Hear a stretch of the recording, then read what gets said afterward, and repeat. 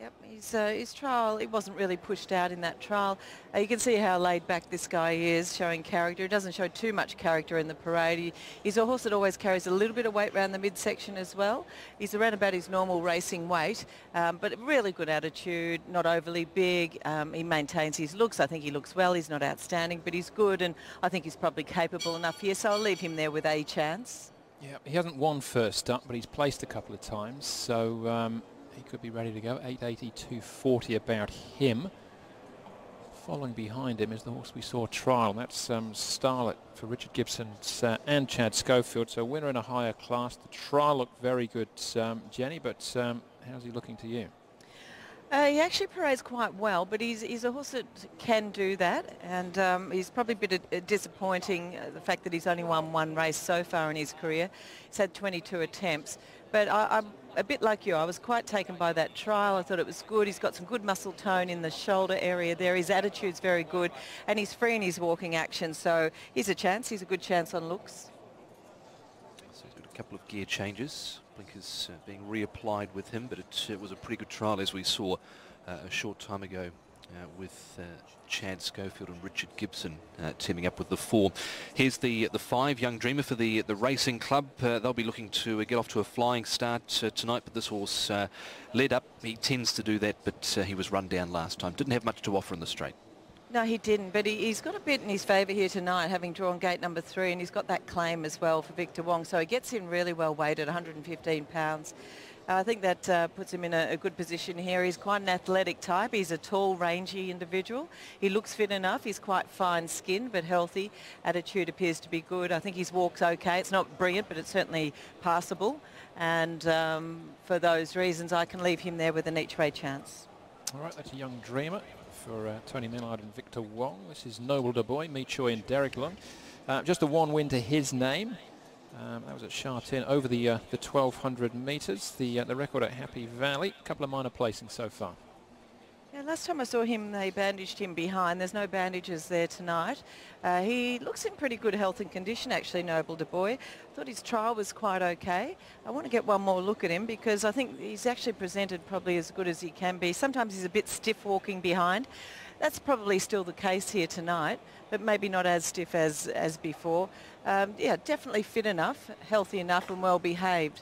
Yep, each way chance for him at odds. On we go to Happy into this one here for Neil Callan and Peter Ho. Look, he was under pressure a long way out last start, but I guess to his favour, even though he hasn't won, his only placing in his career has come here.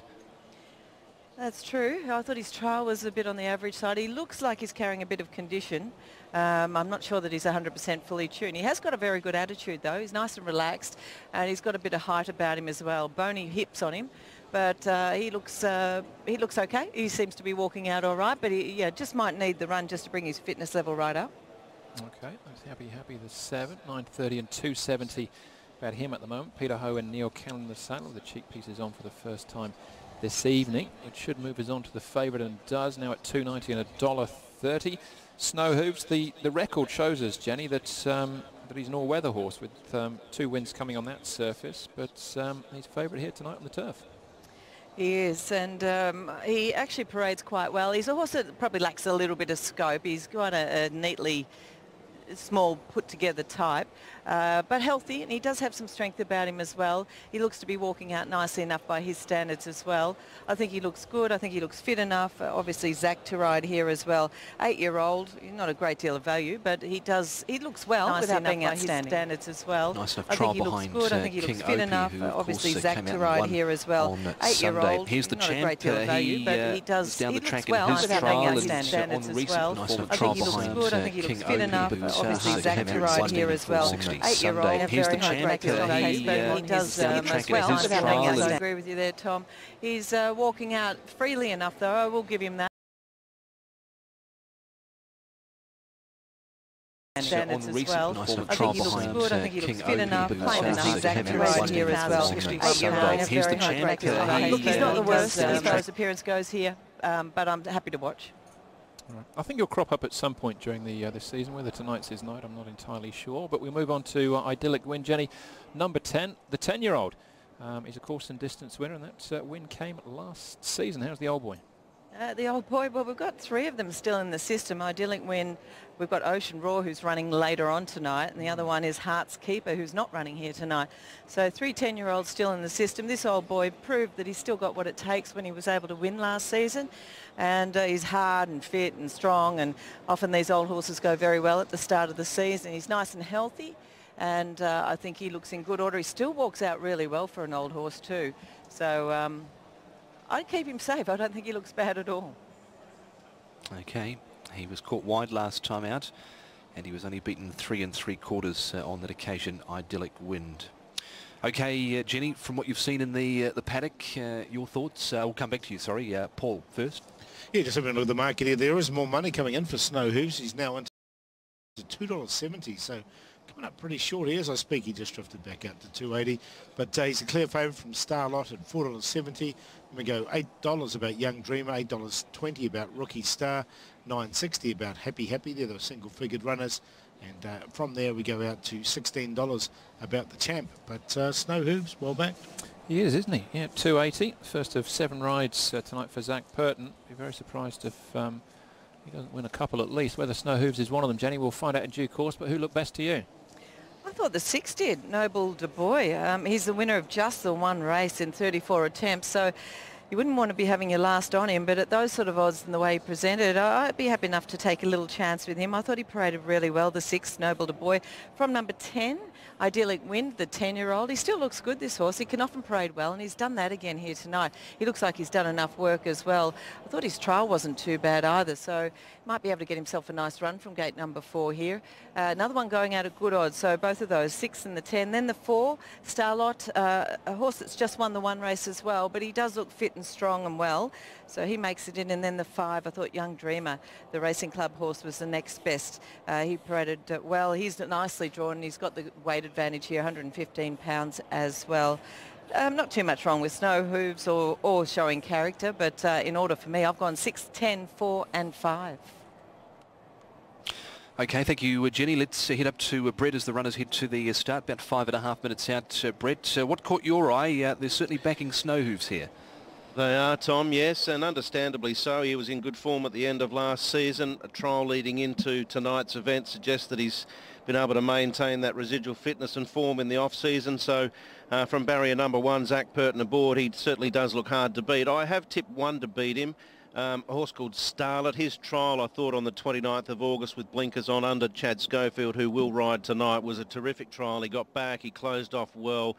It was on the all-weather, and that's been a track that he has performed at well in the past, but he's also won here at the Valley in Class 4. And here he is in Class 5 tonight. When he did win, he had blinkers on. They go back on tonight. So there's a few reasons you can make a case for Starlet. Initially, it was about $17, but he's right into $4.60 now, so obvious support for him. I'm happy to tip him against Snow Hooves, number 8. 5, Young Dreamer, with a £10 claim here for Victor Wong. He should be the leader in this race, and he may take some pegging back with that £10 claim kicking in the final stages of the race. Happy Happy. Neil Callan rode him in his most recent trial. He'll ride tonight. The reason he goes in for 4th, main reason, he's drawn well gate 2, and we know the draws can be somewhat crucial here at the Valley. Cheek pieces should help him to be a little sparkier out of the gates as well. So they were the 4 for me, Paul. 4, 8, 5, 7. Yourself? Yeah, thanks, Brett. I'm going to go with Young Dreamer. I think he can lead all the way. He's getting some support now, down $7.40, but he's still a good each-way price. We've got that claim as well. Starlight trialled well enough with the blinkers back on. We'll put him in there for 2nd. Rookie Star had shown some promise last season. He's had a season to acclimatise here, and blinkers go on him for the first time. So we'll give him a chance in there for 3rd, and showing character goes well fresh. He's in there for 4, so I've left the favourite out. I think he's a bit short here. So I went 5, 4, 2, 3. Yeah, I think you're right, Paul. I think he is short. I've got the same Quinella as Brett in actual fact. Very taken with that trial by Starlet, so 4, 8. I think Show Hooves, despite those wins coming on the weather, won't be too far away. He's got form on the turf, so I can't write him off completely.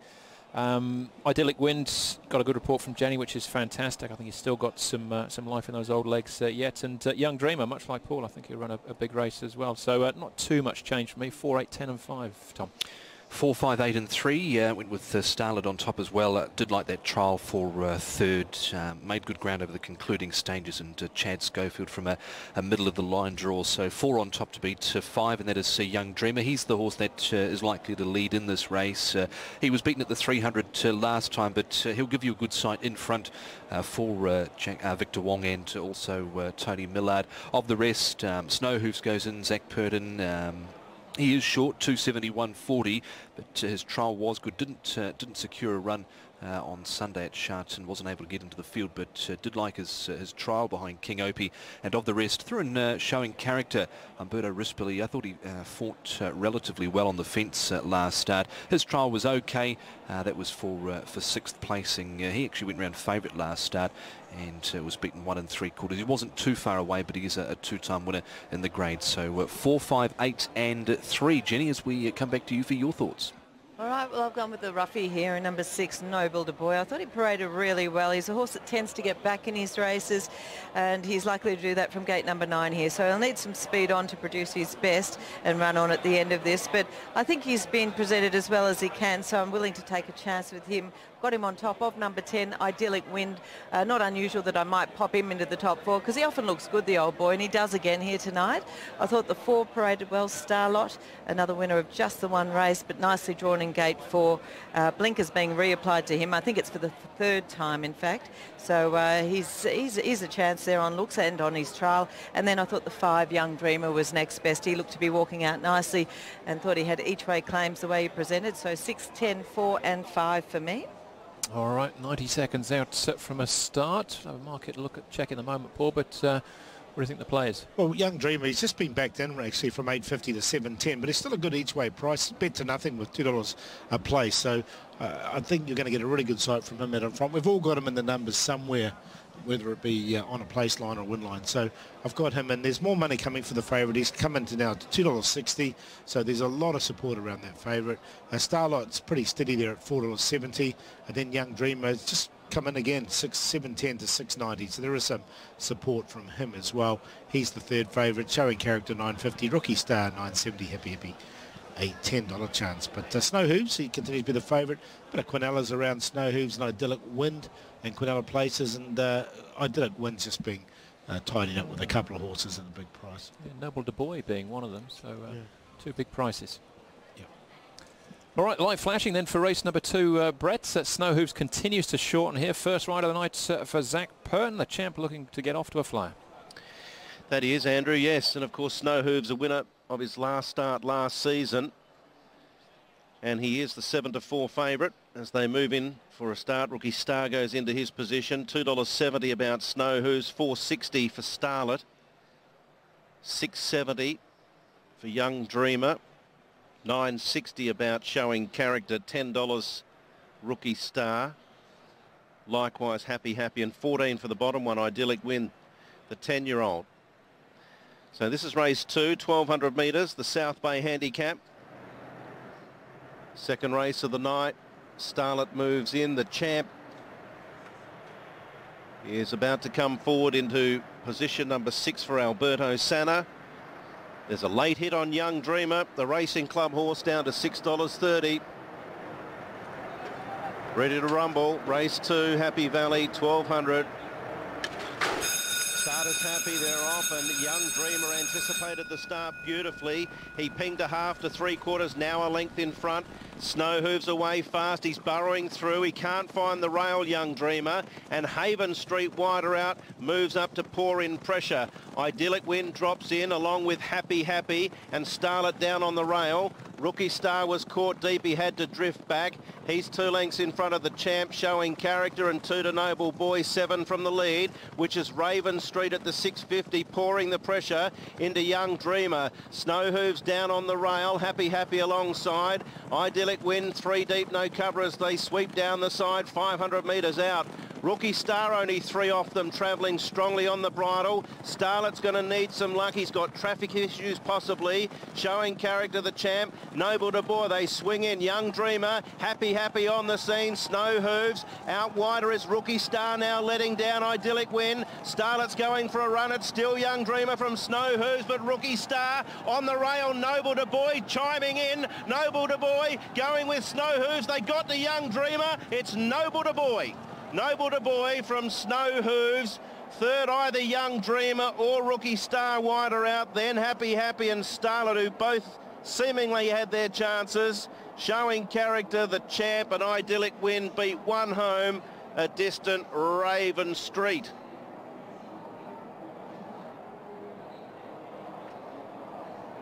So there we go, Noble de Bois over Snow Hooves, and Young Dreamer is third, Rookie Star fourth, Starlet, and then Happy. So Derek Lung, who of course heads to Korea tomorrow to ride in the big sprint race there, which will be simulcasting on Sunday, takes the second race of the night from Me Choi on Noble de Bois, just his second win, the 7-year-old at start 35.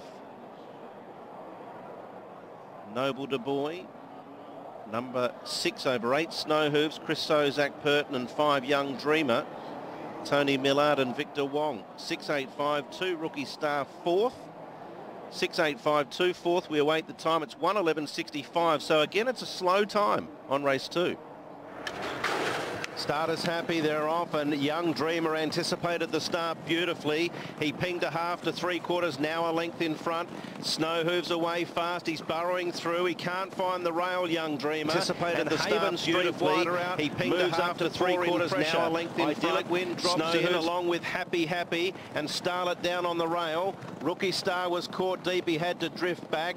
He's 2 lengths in front of the champ, Showing Character, and 2 to Noble Boy, 7 from the lead, which is Raven Street at the 650, pouring the pressure into Young Dreamer. Snow Hooves down on the rail, Happy alongside. Idyllic Win 3 deep, no cover as they sweep down the side, 500 metres out. Rookie Star only 3 off them, travelling strongly on the bridle. Starlet's going to need some luck, he's got traffic issues possibly. Showing Character the champ, Noble de Bois, they swing in. Young Dreamer, Happy on the scene. Snow Hooves, out wider is Rookie Star now letting down Idyllic Win. Starlet's going for a run. It's still Young Dreamer from Snow Hooves, but Rookie Star on the rail. Noble de Bois chiming in. Noble de Bois going with Snow Hooves. They got the Young Dreamer. It's Noble de Bois. Noble de Bois. Noble de Bois up the inside there for Derek Lung. Scores at big odds here, half by a half. The time slow again, 1:11.65 outside of standards here. But Noble de Bois registers his second win, Tom, at start number 35. Big old Divi 2, 252 if you found him, 54 for the place, 8 second Snow Hooves there at 12.50, 18.54 of 5 Young Dreamer. The Quinella 6 and 8, 303.50, Tia 685, 5,072, Trio 568, $492.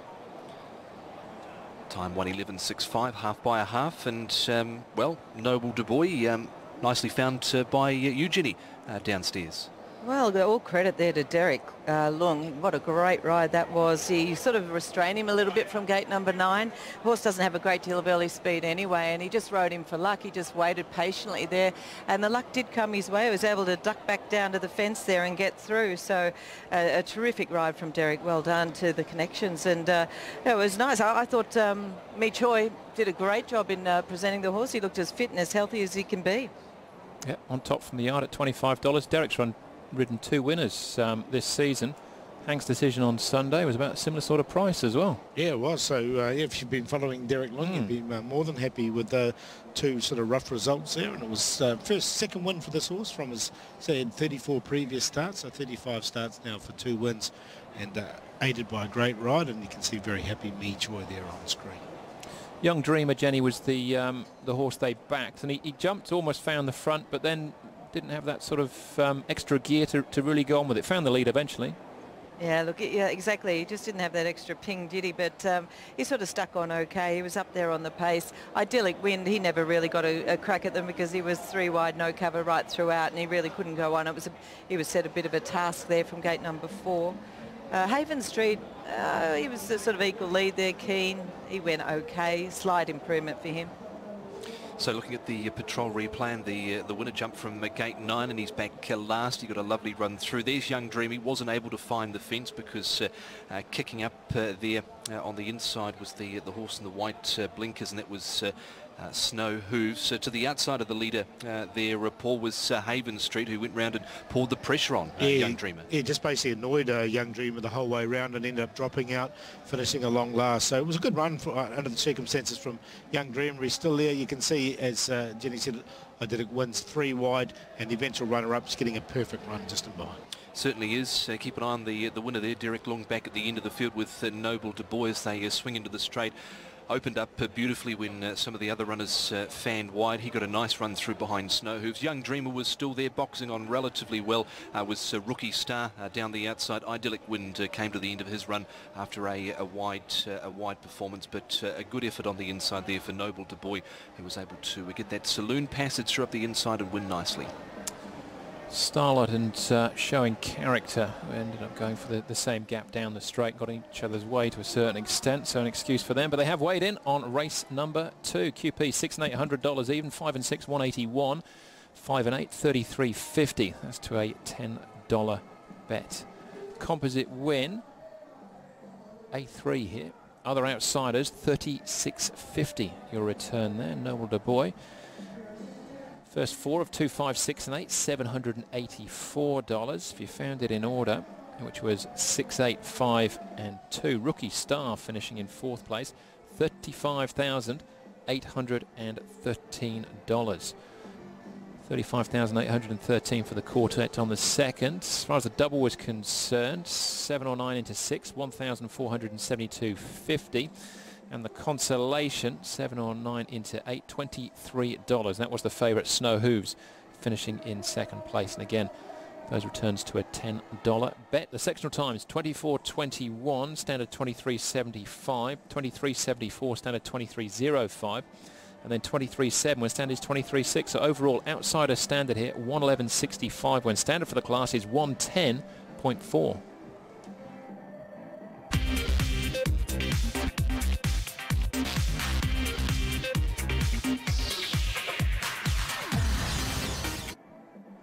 On to race number 3 then, class 4,000 metres. Most Beautiful has been up to Chung Fa during the off-season. Came back on Friday. Danny Shum, the trainer, Dylan Moe will be in the saddle. 1,000-metre dash here, Paul. And there's going to be loads of pace with 3 of them potentially fighting out for the lead. Yeah, we know they're all front runners. These ones, Mr. Right, Ocean Roar and Windfall Patrol. They're going to set it up really nicely. The first starter, Country Star, should get a nice run just in behind. And Pearly Treasure blinkers on for the first time. Another one that's been working pretty well. He should get a nice run. Now, Flying Monkey's a horse that has led in the past, but likely to sort of sit off and Born to Achieve. Another one doesn't mind going forward. So one thing's for sure, and certain, there's going to be a lot of pace in this. All right, well, let's start with Flying Monkey and Mr. Right for that matter as well, because they met at the back end of last season. Final day in actual fact, and Flying Monkey had 3/4 of a length on Mr. Right. Yeah, no, he did come off the pace on this occasion. Normally he did try to lead. He has been with Benno Jung for a little while now, and you can see he hit the line very nicely indeed. Mr. Right never gives up. He always fights, but I just wonder if the race is going to be run to suit him. Yeah, Mr. Right was drawn 1 on that occasion. Found the front. He's got barrier 10 this time round. Whole host of them in here. Windfall Patrol, second. Pearly Treasure stays on quite well, gets the blinkers on. And Ocean Roar, one of the old boys here, the 10-year-old. Yeah, you can see Ocean Roar there in the red cap, but Windfall Patrol led right towards the post here. He was just run down late, so it wasn't a bad run from him, and he's a horse that does go really well fresh. All right, Country Star. This is the interesting runner in the race. John Size's first runner of the season. And there's a bit of buzz about him. There is. Look, he won 3 trials last season. He's had a couple of trials this season as well. So he's had 5 trials in total. You can see it was a nice trial in this one on the all-weather. This is one of the ones this season, obviously just not a recent one. So he wasn't really pushed out. The only question mark is Happy Valley for the first time. Yeah, and Zach played it his chances down to a certain extent in the interview, and rightly so as well, because he's a young horse. Yeah. Happy Valley, 1,000 metres against some experienced rivals, but he's our favourite. He is, and let's have a look at the market. Flying Monkey's out to $9.30. Mr. Right's at 12 now. Most Beautiful, 16 into 14. Big mover here, Born to Achieve. That's a Me Choi runner, 41 into 27. Country Star was 250 into 3. He's already back to 290, so expect him to start around the 240, 230 mark. Blitzing's steady at 22. Windful Patrol steady at 16. Pearly Treasure with the blinkers on, 360 out to 390. Ocean Roar there was 970. He's another big mover. He's into $5.70. And Ray Chu down the bottom, he was $19. He stays there now at $20. Ocean Roar is Jimmy Ting's second runner here, and that's why there is a big move on him. So the two winners in races 1 and 2, their charges are the ones that have moved in the most. He's only got 2 runners tonight, Jenny, as well. Jimmy Ting, first one won. This is the second of them. Couldn't, could he? I'm not going to say he couldn't. Ocean Roar, the 10-year-old, has he got the same sort of speed he used to possess? I suppose that's a big question, because a couple of occasions we just didn't see that brilliant speed that he used to have as a younger horse, but every now and again he can still show it. So we'll wait and see how he's presented here. And, you know, he's got a brilliant record around this course. 10 wins, 1,000 metres, Happy Valley. He's a specialist. It's incredible, isn't it? All 10 in actual fact, Tom. He's been a good money spinner, hasn't he? Incredible, incredible. Well, a placing tonight will take him through 6 million anyway, with those 10 wins to his name. So that's a fantastic achievement, whichever way you look at it. HKJC.com is the website. No registration or subscription necessary. All the information, all the trials that we've been talking about and showing, they're all available there. The track work as well. A wealth of information available at your fingertips. Country Star, though, Jenny, is the one the market's telling us to be most interested in. So particularly interested to see how he parades here and how he takes it all in as well under the lights here tonight. Yeah, well, we'll have to wait and see, but of course he's from the John Size Yard, and as we know on a regular basis, I talk about how quiet and relaxed they are, so I'm probably not expecting anything really different from that stable, but we'll wait and see. I mean, I think it's the trickiest thing that these young horses can do, come to Happy Valley for the very first time under the lights with the noise and everything. It's a totally different environment, so some handle it okay, others don't. And he's in the market there at $2.90 and $1.70 is Country Star. Zach Purton and John Size kicking off his season here tonight with this 3-year-old by Starcraft. As you can see, the runners are making their way down the chute into the parade ring for the Middle Bay Handicap, the first leg of the double trio and 6 up here this evening. And a good crowd in attendance. That early rain has disappeared and has brought the people back out from under the stands. Absolutely. Well, it was very heavy in the new territories, so hopefully we've missed it. I don't want to speak too soon, but hopefully it has blown past, and that was it for the night, and it should be a pleasant evening from here on in.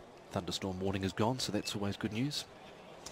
All right, well, here we go, Jenny. First into the yards is Born to Achieve, one of the bigger price runners here, closely followed by Country Star. So we'll have a look at him in a second, but we're going to start with the 4, Jenny. Born to Achieve. Me Choi won the previous, a 3-time winner over the 1,200 metres, but those at Sha Tin on the turf and the all-weather. Interestingly enough, he doesn't have any filler in his feet, so they've obviously got his hooves right over the off-season. He's got a beautiful, healthy coat on him. He's rather alert as he walks into the parade. He is a little bit stiff walking behind. He doesn't look totally unfit, I will say that. So he's actually parading quite okay, nicely drawn. Obviously, he's an all-weather horse. Well, his better form has been on the all-weather. So with a little loosen up in front, I could leave him on a place line. Wasn't really going anywhere last start. He got, I guess he got a little bit held up just short of the post, which didn't make too much of a difference to him in the end. But there he is in the flesh. Okay, here's Flying Monkey, and this one runner here for Derek Lung, who's in the saddle looking for an early double. 4th in a trial. I liked his turn of foot last start inside the 150, Jenny. Yeah, I thought he had a legitimate chance as well, this horse. He's nicely drawn in gate number 4 here today as well. Now, he needs a little loosen up in front. He puts that off front down a little bit quick. He's quite a neat horse. He's sensible. He's alert. He's quite healthy as well. And I think his fitness level's okay. So there's more positives than negatives for him, but he does need that little loosen up in front. Mr. Wright's on screen now. Jenny, we saw that run at the back end of last season behind Flying Monkey. How does he look for his return? The barrier 10 hasn't done him any real massive favours. No, and the big weight that he's got to carry as well, that's a bit of a concern. And he drew gate 1 last time, so I think he's up against it with the big weight in the gate here.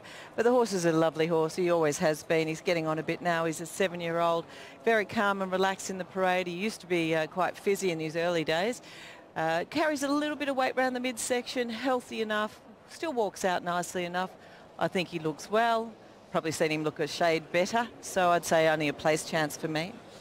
Okay, 12 for the win, 290 for the place. On to Most Beautiful. The blinkers are going back on here. Just run over last time inside the 250. He's a horse that likes to race forward. He does. He actually arrived here with 1400 metre form, but he's actually never been past 1200.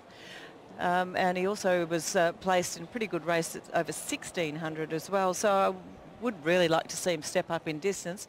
Not sure if we're going to see that. Now, he needs a little loosen up in front as well. It's only minor but noticeable. Very quiet horse. He looks okay. He carries a little bit of weight around the middle, but I think he's okay. So I could leave him on a place line, not a win line. Yeah, I think in this class he's very capable of winning, but with you, Jenny, I'm waiting for him to get up in trip a little bit. But this is the one, the favourite, Country Star, a 3-year-old by Starcraft, and champion trainer John Sizer's first run of the season, and he's showing a little bit of inexperience there. Actually, a couple of the horses behind him just set themselves off a little bit, and it just stirred him up a touch. There must have been some noise down there. So hopefully everything just settles down a little bit with those two horses, the 4 and the 5. But he seems to have calmed down quite nicely now with the two handlers. Sorry, guys.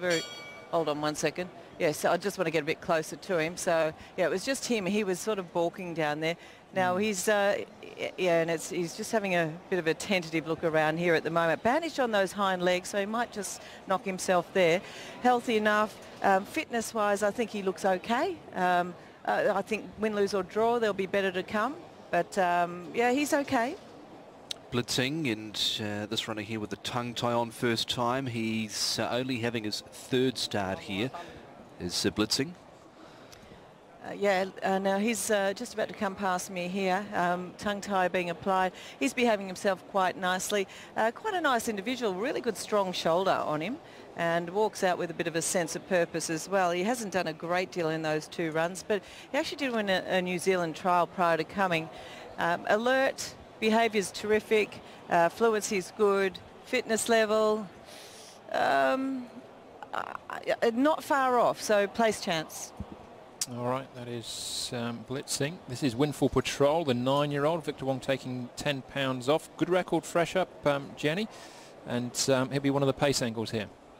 Yep, well, he went from, he won on 36 and then he won on 40 last season. Now he's off a rating of 47, so a little bit of a high rating for Windfall Patrol, but he's all about speed, still bandaged in front, strong-bodied horse, always has been, and very sensible as well. So no real changes for him. I think he looks well, and for that reason he's there with some claims. And he's in the market at $16 and $3.60 is Windfall Patrol. Victor Wong with the £10 claim for Richard Gibson. We move on to Pearly Treasure, who's got the blinkers on for the first time. Douglas White, Chris So, 3rd in a trial. Thought it was quite a handy trial from him, to be honest. His runs haven't been all that bad, I suppose, particularly that last effort. If he's barrier 2 for him, I tend to agree. I think his track work's been quite okay. To look at, there's nothing overly special about him. I think he's okay. His attitude's quite good. There is another handler close by, but he's behaving well. He seems to be walking out freely enough as well. So he's a horse that weighs in 1,080, a little bit on the lightly framed side, but he's okay. He's fit enough. All right, that's Pearly Treasure with the blinkers on tonight. 380. He's the place favourite at the moment at 150. Douglas White for Chris So. This is the 9, Ocean Roar, the 10-year-old. Jimmy Ting with his second runner tonight. He's had 3 winners already so far this season, Jimmy, from just 5 runners. Remarkable. Incredible. Ocean Roar actually behaving himself pretty well at the moment. Once his jockey jumps on board, he normally revs up a little bit. He's done that, that sort of behaviour has always been the case. You can see just about to get on his toes there. He's in pretty good order. It looks like they've done plenty of work with him. You know, he goes well around this circuit. If he jumps on terms, I don't think he'll disgrace. I think the horse looks well enough to run a good race. Yes, there he is. On the screen, the 10-year-old and Jimmy Ting, who's already on the board tonight. Raichu, he hasn't really done much recently. Does he possibly need Class 5 to show his best? Not sure. I think with the lightweight here, it probably gives him a chance to go well in a race like this. Now, he's just slightly warm. He's never been an overly strong-bodied horse. He only weighs in 1,010 pounds. And he's sweating up a little bit, particularly behind. But fitness level, it wouldn't take long to bring him to full fitness, and he never carries much excess condition. Just getting a little bit toey now. I think he looks okay by his standards, so I'm going to leave him on a place line as well. All right, that's Raichu, number 10 of the 10 runners, as they start to make their way out onto the track here for race number 3, Class 4 1,000-metre dash.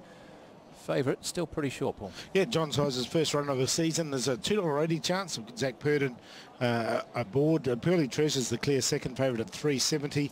Then you go for $8.80 about Flying Monkey. He's the third favourite. Ocean Roar, after all those all-ups, of course. He's coming to $6.90, so he's still third favourite from Flying Monkey at $8.80, and they're the single-figured runners. We go 12 about Mr. Right, 16 about Most Beautiful, and Windfall Patrol. But here he is on screen, the interesting first runner, Country Star. Seem to be behaving himself at the moment as they are heading down to the start. Jenny, what caught your eye here in our third tonight? Oh, well, I've seen him plenty of times. This old boy, number 9, Ocean Roar, I think he looks really well here tonight. I would expect him to run well for Jimmy Ting as well. Very alert, behaving himself beautifully. Just got a little bit on edge there when jockey jumped on board, and he settled back down quite nicely. Couldn't be any fitter. He's really healthy in his coat as well, and he still walks out well for an old horse. So I'm going to have the old boy, Ocean Roar, number 9 on top of number 7, Windfall Patrol, another old horse, a veteran 9-year-old. He looks well. He's a very sensible, strong-bodied horse, and another one all about speed. These two could actually bring each other undone because they've both got plenty of speed, but we'll see what happens here. They both look good, so they have to go in. I thought the 4, Born to a Chief, was probably the next best. He's nicely drawn in gate number 1. His all-weather performances have definitely been better than his grass performances. But the way he presented, just nice healthy coat on him. No filler in his hooves either, so slight improvement in that area. They've obviously got them right. He goes in as the third choice. And I will put the favourite in, number 5, Country Star in, but I will say that whatever happens here, he will improve on. So even if he was to win, there'll be more to come because he's still carrying a little bit of condition as well. So I'm going to go this way, 9, 7, 4 and 5. All right, 9 on top then for Jimmy Ting to make it a double this evening with just the 2 runners brought down to the city as well. 9, 7, 4 and 5 from Jenny. Brett, what do you say about this favourite though, Country Star, for or against? I'm tipping him, Andrew. I think he's got loads of ability, so I'm going to take the chance. He's had a good, solid preparation. He had a lot of work. He's been in work, actually, I think, since late March, early April. He had 3 trials last season. He won them all. And obviously, he's had a couple of nice trials coming into his debut here. So John Size has taken his time. We saw him get a little bit feisty in the paddock, and we heard Zach Purden mention that he's got a little bit of a light mouth and he can carry his head a little high. So there's obviously a few quirky things that potentially could go wrong with him. He's a young horse, but I think engine-wise, he's got most of these covered. So looking at the speed map, there's a lot of speed in it. There's 3 that'll probably vie for it. If he can drop in behind, get a bit of cover and get around the track fairly comfortably, I think he'll probably just overhaul them. So going with him on top, I think the main danger is Pearly Treasure. He's definitely got some ability. We saw that on show towards the end of March this year when he ran a very good second behind Refined Treasure, and he's being touted as a real smart horse. So Pearly Treasure, Blinker's first time tonight, trial leading in was terrific. He's the danger. Flying Monkey looks like he's a little bit stronger this season. He's got all the weight to carry. I've got him in third, and Mr. Right knows the course and distance well, but he will have to work from the 10. So 5, 8, 1 and 2 in race 3. Yeah, same Quinella as you, Brett. 5 and 8. I think it's a standout Quinella, and if anything goes wrong with the 5, then I think Pearly Treasure is the one to beat him, and that's the punter said as well. In for third, Winfield Patrol goes well. Fresh, 3-time winner Fresh, Winfield Patrol. He'll got him in there for third. And Ray Chu, I've just liked his last gallop before coming into this particular race. He's a little horse, so he comes in with a light weight. See if he can run on here for fourth in this race. Class 4. He's a Class 5 winner. 5, 8, 7, 10. I've got the favourite in, Country Star. I put him in for fourth. Not saying I think he'll finish fourth. I just think he's worth taking on at the price he is. You know, with the situation here under the lights, big crowd, bit of atmosphere. It may well be. In the passage of time, you look back and say, well, you would have backed him at any price because he could be quite a nice horse in the making. Could be Class 3, Class 2. But happy to have a crack this evening with Pearly Treasure. Blinkers on for the first time. I think it's the gun run behind the speed. And that little bit of experience last season will hopefully stand him in good stead. So go with the 8 on top of Flying Monkey, who can hopefully carry forward the form that he had at the back end of last season. We certainly saw that to effect at Sha-Tin on Sunday. Winfield Patrol, loads of pace from him. The £10 off his back will certainly help. And Country Star is certainly the X factor here, Tom. But at $2.90, that's short enough for me. It is short enough. I was in two minds whether to make him my best on the night or not, but I decided to. But there's a few risks with him. The lights, the tight track, the atmosphere. There are a few risks, and probably where he's going to end up in the race, because you've got Winfield Patrol, Ocean Raw, Mr. Right, who will all be up on the pace. So is he going to get a spot behind them? And are they just going to ride him like the best horse in the race? We don't know, but I think there are a few risks with him, but I'm happy to take him on top, number 5. Over the one Flying Monkey, I thought his turn of foot last start was very good. He won by 3/4 of a length over Mr. Right, who I've got in as my third selection in the end. His effort, I thought, was pretty good last start. He was only beaten not by far, and he was up on the pace. Expect him to be up there again, but he might be caught a little bit wide from his stall. And I threw in the 10-year-old Ocean Raw for Jack Wong and Jimmy Ting. Change of train, I think we have to watch, and there is market support there with him. $8.20. So 5, 1, 2, and 9. Jenny, your thoughts here, as we're not far away from the third. I've gone with the veteran here, number 9, Ocean Raw. I thought he paraded particularly well. It's interesting, he's actually dropped 52 pounds. So he's the lightest he's been for a long, long time, this horse, but he does look extremely fit with that. And, of course, Armin Lee had him 4 years. He was able to win 7 races with him as well. The horse has won 10 in total, and now he's with Jimmy Ting. So we'll see if Jimmy can win another one with him as well. He's been a grand old horse and he looks terrific. So 9 on top of number 7, Winfield Patrol, another one that's been around for quite some time. He's also a pretty good sprinter on his day. I thought the 4 paraded well, Born to Achieve. He's got a beautiful healthy coat on him at the moment. I probably prefer him on the all-weather, but he does look good. And then the 5, Country Star, who, win, lose or draw, will improve with the run. I think he's carrying some condition, but he didn't behave too badly here in the parade. He's a nice enough type, and he's a pretty smooth walking horse as well. So 9, 7, 4 and 5. All right, great stuff. Down at the start, pretty much on start time in actual fact, Paul. What's the play here? Well, I think Country Star is going to turn out to be one of the best horses, the best horse in this race. But look, Pearly Treasure's blinkers on for the first time and has all that ring craft. So I thought the Quinella might be the way to go, and it's currently a $5.50 Quinella. So 5 and 8. I mean, you can back 5 to win if you want, but there's not much between the top 2, I think. So Quinella's the way to go. I ended up, and $5.50 I thought wasn't a bad price for that Quinella.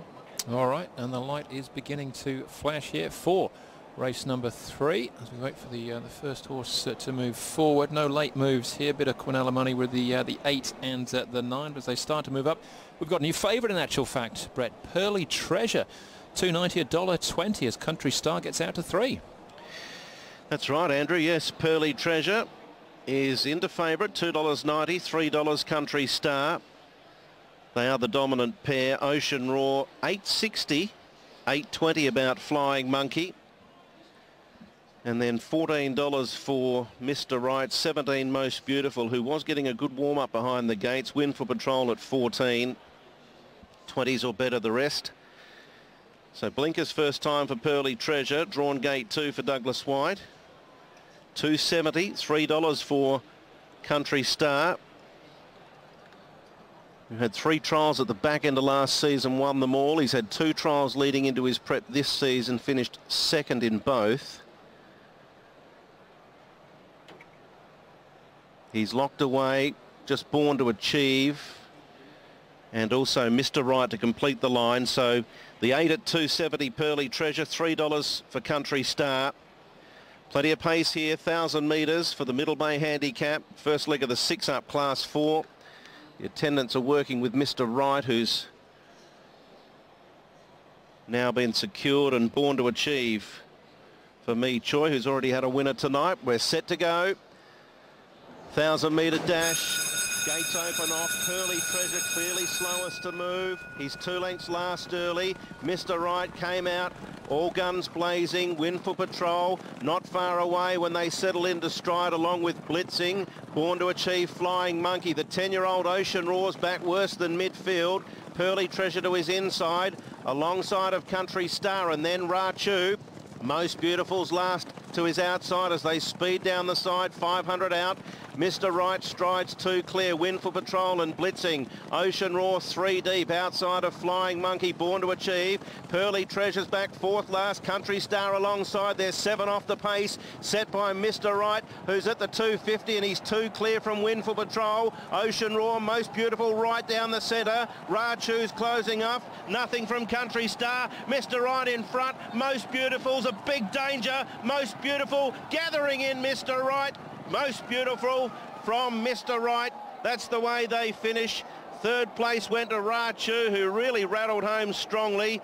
Flying Monkey, Country Star got going late. Ocean Roar, Blitzing, Win for Patrol, then Born to Achieve. Pearly Treasure's one of the last in.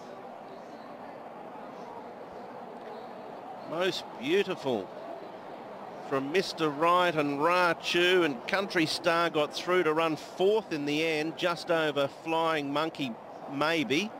I say maybe, it looked like that was going to be the case, but Shuttercam says it's very tight. But Most Beautiful has flattened out beautifully in the last 100, and Dylan Moe with a very confident look on his face there as they went across the line. Danny Shum, it's taken 27 starts for Most Beautiful to win a race. It's happened tonight. 3 beats 2, Mr. Right, who ran a fabulous race out on the lead, and Rachu in 3rd. So 3, 2, 10. The favourites out of play. He did get a good warm-up behind the gates, Most Beautiful, and he's come with a rattling run late. 58-1, outside of standard. Pearly Treasure clearly slowest to move. He's 2 lengths last early. Mr. Right came out. All guns blazing. Win for Patrol. Not far away when they settle into stride along with Blitzing. Born to Achieve, Flying Monkey. The 10-year-old Ocean Roar's back worse than midfield. Pearly Treasure to his inside. Alongside of Country Star, and then Rachu. Most Beautiful's last to his outside as they speed down the side, 500 out. Mr. Right strides 2 clear. Win for Patrol and Blitzing. Ocean Roar 3 deep outside of Flying Monkey. Born to Achieve. Pearly Treasure's back 4th last. Country Star alongside. There's 7 off the pace. Set by Mr. Right, who's at the 250, and he's 2 clear from Win for Patrol. Ocean Roar, Most Beautiful right down the centre. Rachu's closing up. Nothing from Country Star. Mr. Right in front. Most Beautiful's a big danger. Most Beautiful gathering in Mr. Right. Most Beautiful. Most Beautiful, 27 starts he's had to break through here for his maiden victory over 1,000 metres, when all his form in Australia had been over much further, hence his SP. Tom. 178 in the end for the winner. Most Beautiful, 40.50 for the place. 2 second Mr. Right, $34.10. 3rd Raichu at 49. Still waiting confirmation on 4th placing. The Quinella 2-3, 737. The Tiers 3, 2 and 10, $20,396.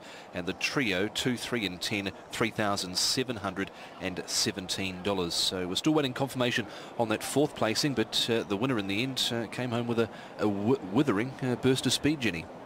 Certainly did. Well, his form in Australia suggested that, you know, the further they go, probably the better as far as distance goes. 1,000 metres there.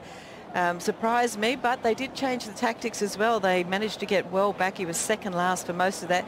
He was the widest runner coming into the straight as well, and he's been able to go on with the job. So Connections have waited a while for this photo. I'm sure they'll enjoy it.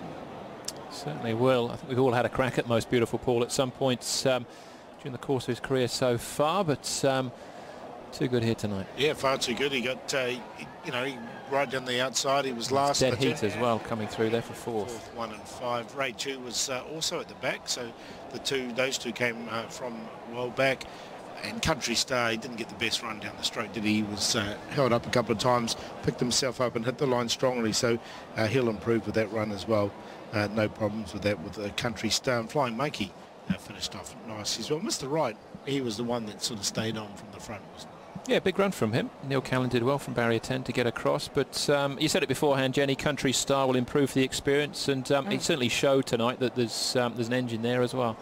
Yeah, I would expect maybe later on, depending on what he does in the next couple of runs, he might want some headgear just to try and lower that head carriage a little bit as well. But he was quite green there, and he was carrying a bit of condition. All right, well, as Dylan Moe weighs in, good night for Dylan tonight. We'll have a look at the patrol here. With all the pace coming from out wide, Mr. Wright. Well, there's the photo in actual fact first. Dead heat for fourth. Country Star and Flying Monkey couldn't be separated there, so dead heat for fourth. 3, 2, 10. 1 and 5 dead heat. We'll get to those official dividends in due course as they weigh in. First, though, the patrol, which will be pleasant viewing for Most Beautiful's owners. Starting number 27, he had a number of minor placings in his Hong Kong career, managing to actually break through over a variety of trips, but his 6th try here at Happy Valley over the 1,000 metres, and he finally comes good, and he placed twice previously. But, there you go, fresh up this evening. Danny Shum registers a win with him tonight. He has been up to Chung Fa as well, so much mistaken. I think he's the first horse who's been up to Chung Fa and come back and won. Let's have a look at the replay, how he did it. Barrier 6 is where he comes from. Red blinkers. Dylan Moe happy to drop in. Mr. Wright, widest of all, firing across. Ocean Roar wasn't his normal speedy self out of the gates, Paul, so he settles back and actually gets in Country Star's way a little bit, and Zach just trying to keep Country Star straight with Pearly Treasure and Raichu dropping out as well. But the early pace from Mr. Wright, 12.57, a 10th inside a standard for the first split. Yeah, just one off the rail there. He manages to get across there in front of Winful Patrol, and he did have the lead on his own there, Mr. Wright. And you can see Winful Patrol, no pace from the old boy Ocean Roar. He's out wide, but Mr. Wright leading in at this stage. So Country Star and Pearly Treasure, the two, or the top two in the market together as they swung in. Country Star at this point can't get a break. He's trying to get up the inside of Born to Achieve. There's nothing there, and blitzing to his inside. Ocean Roar whacking away, but Most Beautiful wide down the outside. He finishes fast of all. Pearly Treasure, nothing from him when the gap opened up down on the rail either, but it's Most Beautiful who breaks through for a win here. 58.18 the time, which is outside of standard once more. QPs 2 and 3 $191.50, 310 $367.50, 210 at $306.50 for the QPs on the third race of the night. And now the composite win, other outsiders, $43 A3 for the composite win, $43 for A3, the other outsiders. Now the first 4 dividends, we've got a couple here with the dead heat, 1, 2, 3 and 10, 2,151, and 2, 3, 5 and 10, 1,153 for the first 4 dividends. The dead heat there between Flying Monkey and also Country Star. Quartet 3, 2, 10 and 1, 57,685.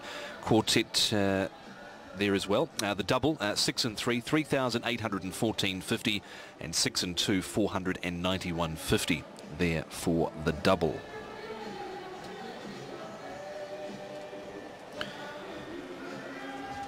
Now the sectional times, 12.57, standard 12.65, 21.97, standard 21.45, 23.64, standard 23.15. The overall time 58.18, standard 57.25.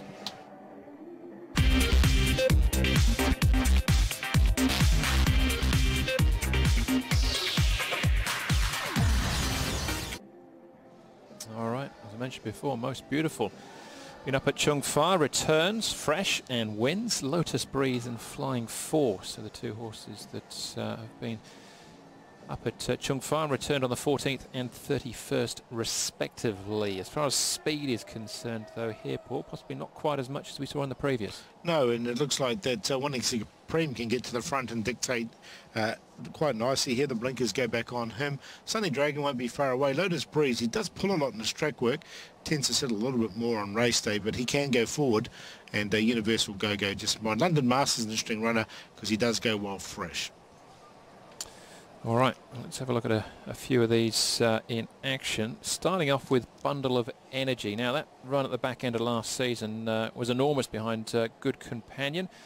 David Hall's first run of the season. Yeah, no, and he's dropped 20 pounds in the off-season, so Jenny did say that looked like he was carrying a bit of condition, so he's trialled pretty well here. He just sort of blew up a little bit, I think, in the last bit of this particular trial in the all-weather, but look, he showed he's got the ability, no doubt, last season.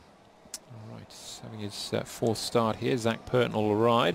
This is Captain Boss, all-weather trial coming in. He's still a maiden after 12. Yeah, good draw though, and he just sort of started to get a bit of form together towards the end of the last season with a nice third behind Noble Delight. He's had that, the benefit of an off-season here in Hong Kong now. And look, his trial wasn't too bad. I thought it was a nice, easy trial down the outside. Looks like he's summoned well. Yeah, making up some headway quite easily under his own steam. And Lotus Breeze, they go for the blinkers at start number 52 tonight for the first time. He's a three-time winner from his 51 starts to date. Barrier 7 for him. Did finish third at the back end of last season. He's dropped quite a lot in the ratings. And you can suspension and see how he does go with those blinkers on. Just pushed out a little bit at the trial, but again, this is on the all-weather and this is a different surface. Yeah, Speed Vision winning the trial around on the weekend, and Fairy Twins we'll see later on this evening, finishing second in that light blue jacket. There's a bit of roll-up money, though. There is a little bit here. So Winning Supreme, 630 into 550. Sunny Dragons into 10. Lotus Breeze out to 870. Bundle of Energy was 350 out to 390. Flying Force, 13 into 10. London Master, 19 into 16. Majestic Endeavour's in the market a bit here, 12 into 860. Captain Boss is a drifter, 360 out to 480. Court Ruler's a big price, $83. Universal Go-Go's in the market to a degree here, 13 out to 14. So quite a compact market, except for Court Ruler, who's an $83 chance. So the runner's about to come in, reminding you of the triple trio. It does begin here, races 4, 5 and 6, $18 million in the triple trio. So they're coming down for this, the Class 4 over 1,200 metres, and the first one into the yard, Jenny, as it makes its way in, is Winning Supreme. Victor Wong, this horse here has only got, well, he's got a victory on the all-weather, but he does have a victory here, and I thought his last start, if it was just moderate. Yeah, look, he had plenty of racing last season. He was still able to win a couple of races, a couple of placings as well. 19 starts he had. So he sort of kept up to the task quite okay. He does look a very fit horse. He doesn't look like he's lost his condition at all. And he looks quite healthy in his coat as well. I think he's walking out okay, not brilliantly, just a slight loosen up in front required. But everything else about him is good. His fitness level's very good. All right, that's Winning Supreme. 561.70. Taking the drop in class, where the record reads very well. He's won twice in this grade, or both his wins have been in this grade from just 5 starts. The fresh up record doesn't read quite as well, almost cancels it out really to a certain extent. But Victor Wong taking £10 off certainly brings him down to a competitive mark, just £120 on his back. He's been joined by a few others, about half the field in so far. Seen Bundle of Energy, he's down there. We'll get to him in a moment. Sunny Dragon, the next one we see though, Jenny, who tries Class 4 for the first time this evening. Sunny Dragon, yeah, look, he's just walked in and he has the two handlers on him here. He's a horse that does have a bit of scope about him. Another one that needs a little loosen up in front. He puts that off front down a bit quick, but that should rectify itself by the time he gets to the gates, I feel. He looks quite okay. I could leave him there with some hope, just dropping down in class here. He's probably competitive enough. And, yeah, as I said, if he loosens up a little bit in front, everything else is pretty good. His fitness level looks okay. Lotus Breeze, the cheek pieces coming off, but they've been replaced with the blinkers. I thought it was a handy enough trial with the blinkers on for Lotus Breeze when he ran third. Now, he's a horse that always carries a fair bit of condition. He's got me on a few occasions, this guy. He's a winner of just the 3 races, but he always looks like he could do with a run. So he sort of walked in here looking pretty much the same. He's actually put on a few pounds since we last saw him. But I don't think he looks bad for it. So walking out well, a horse that's sort of been up to Chung Fa, so he's had a little bit of a freshen up. His coat looks terrific. And I think he's walking out all right. So place claims for him. Bundle of Energy, the next one we see, Jenny, he's our favourite. David Hall and Zach Purton. Does he look like he's going to live up to his name? He's behaving himself really quite well. He's a really stocky, strong-bodied horse. As I said earlier on in the program, when I first saw him, he was carrying a lot of condition. He was really fat when he first started racing, and I think he's always going to carry a little bit anyway, even when he's going to be fully fit. Now, there's probably still room for improvement there, so whatever happens, there will be further improvement. But he's a nice horse, and that's probably as fit as I've seen him so far. He's actually dropped 20 pounds, so I'd be giving him an each-way chance.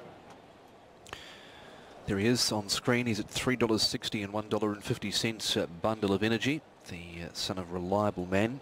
And David Hall teaming up with Zach Purton.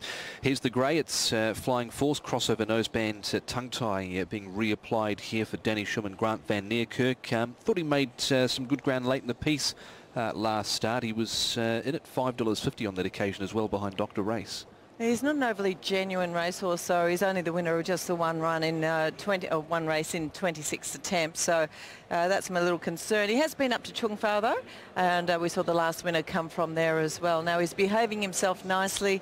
He looks to be walking out quite okay. His fitness level looks to be good. So he's nice and alert. He actually parades quite well. So I don't think he's the worst. I'll leave him there with place claims. Danny Schumann looking for a race-to-race double. London Master, Jenny, David Ferris and Callan Murray is a winner fresh up. He is. I thought his trial was okay. He was never really going to win that trial or finish close up. He was pretty well back in it, but he did make up some ground. The horse does look like he's really fit. Looks like they've poured the work into him.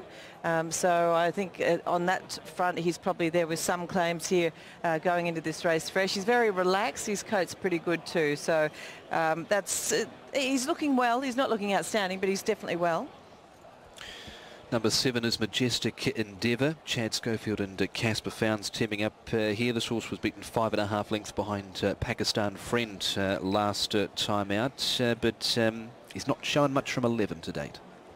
No, he hasn't really. I think, you know, maybe his better performances might be on the all-weather surface. I don't mind the way he presents, though. I think he's parading quite nicely. His behaviour's pretty good. He's sometimes a little bit stiff walking behind. I don't think he's too bad in that area here tonight. He's got some good strength about him as well, fluent in front and behaving quite well. So, you know what, he's not bad. I'm going to leave him on a place line. All right, that is Majestic Endeavour. Still yet to win after 11 starts, or place for that matter either. Top 4 at any rate. He's $9.80 though, $4.50 a place. There's a little bit of money for him. Beaten 5 lengths by Pakistan Friend on his final start. Captain Boss should be next. $4.60 and $1.70. Now we saw Captain Boss when he was trialling. It wasn't a bad trial either, Jenny. Just quietly, just sort of crept away down the outside, making up some nice ground. So he looks like he won't be too far away. Only beaten 3/4 on his final start last year. Nicely drawn as well here tonight, Captain Boss. He's got the 2 handlers on him, but he's nice and alert. He's behaving himself really quite well. He's a horse, he's got a bit of substance to him. He's quite strong. He's about your average height. I think he's walking out nicely as well. So he parades well. I'm going to give him an each-way chance on looks. Captain Boss, $4.60, so he's right in the market. Second favourite at this stage for Karis Teeton and Peter Ho. The 9 in the race is the Chestnut. That is Court Ruler, Eddie Lyme, Michael Friedman. This trial was he was a wee way off them behind King Opie, but he's been beaten a fair way in a couple of runs now. He was throwing his head around and swishing his tail. He just sort of calmed down there for a moment, and he's just starting to do it again now. His jockey's jumped on board. He's a horse that carries a little bit of weight as well. So in those 2 runs to date, I haven't seen him do a lot. I would have to see him improve a little. His coat's pretty good. He does have a little bit of strength about him, but I think he'll improve with the run. 2 rides on the weekend for Eddie. One of them was a winner. He's off to a flyer. Universal Go-Go, the 10 here, Vincent Ho and Francis Loy. Again, lightly raced, Jenny, just the 3 starts through April, May and June. The back end at last season, all at big prices. Yeah, I thought he sort of finished off his trial okay, but he's got himself a bit wound up here in the parade, a bit too much for my liking. He's quite a nice individual. He's very strong all over, but he also doesn't look like he's completely fully tuned. So I'll be happy to watch and see what he does here. I'd like to see him calm down a little bit as well, but I prefer a few others. Okay, Universal Go-Go. And he's here having start number 4. So not far before the, or not long I should say, before the runners head out. Paul, only 4 runners in single figures in the market. Yeah, one of them being the favourite obviously here is Bundle of Energy. He's been pretty steady at $3.50 now. Captain Boss is at $4.70, Winning Supreme has come in from $5.50 to $5. Lotus Breeze just drifted out ever so slightly to $9.10. Then we go $10 about Majestic Endeavour, 11 about Sunny Dragon, also 11 about Flying Force. If you like Zach Purton in the Jockey Challenge, got 6 points currently. He's $1.55. Derek Lung is the second favourite with 18 points at $4. All right, okay. Here's Douglas White, who's only 8 wins away, Douglas, from 1,800 winners in Hong Kong. An incredible number there. But that aside, Jenny, what do you like here in race 4? First leg of the triple trio. Yeah, look, I probably didn't give him a huge glowing report, the 4, but I've had another look at him now, and, you know, he's a very solid sort of stocky type, and I think he does look fit enough to run a really good race here, Bundle of Energy, who is the favourite. So I'm going to side with him. He did get himself slightly warm, but not over the top. So the 4 on top of number 1, Winning Supreme. He's dropping down in class here. I thought he looked fit enough to run well. He just needs a slight loosen up in front. I thought the 8, Captain Boss, also paraded well. He's still carrying a little bit of condition, but he looks well enough to run well.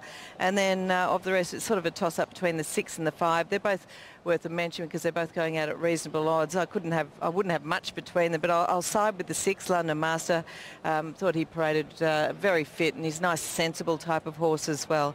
If you did fancy the Flying Force, I didn't mind him either. But in order, 4, 1, 8 and 6.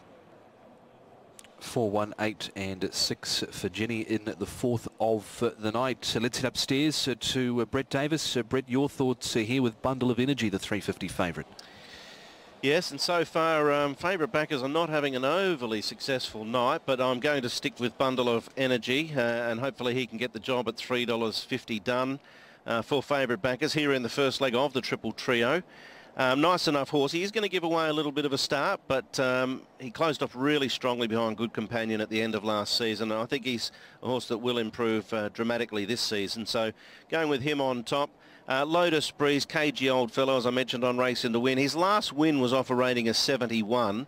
Here he is rated 52. Interesting at start, 51. They're applying blinkers for the first time. All of his wins have been in Class 3. Here he is in Class 4 for just the 4th time off the back of a reasonable trial with blinkers on. So, look, he's not easy to get right, there's no doubt, but I'll throw him into the tips, Lotus Breeze. Winning Supreme, I think, will do what Mr. Wright did in the previous. He'll chug along with the blinkers back on and a £10 claim and prove difficult to get past. And then of the others, there's a few that create interest. Paul will make a little case for London Master. I had a bit of time for Majestic Endeavour. Late last season, I didn't include either of those 2. I threw in Captain Boss, but I do get the feeling Captain Boss might want a little bit further. So the 1,200 metres here at the Valley, potentially a little sharp, but he has drawn well. 4, 3, 1, 8, Paul, for me in the first leg of the TT.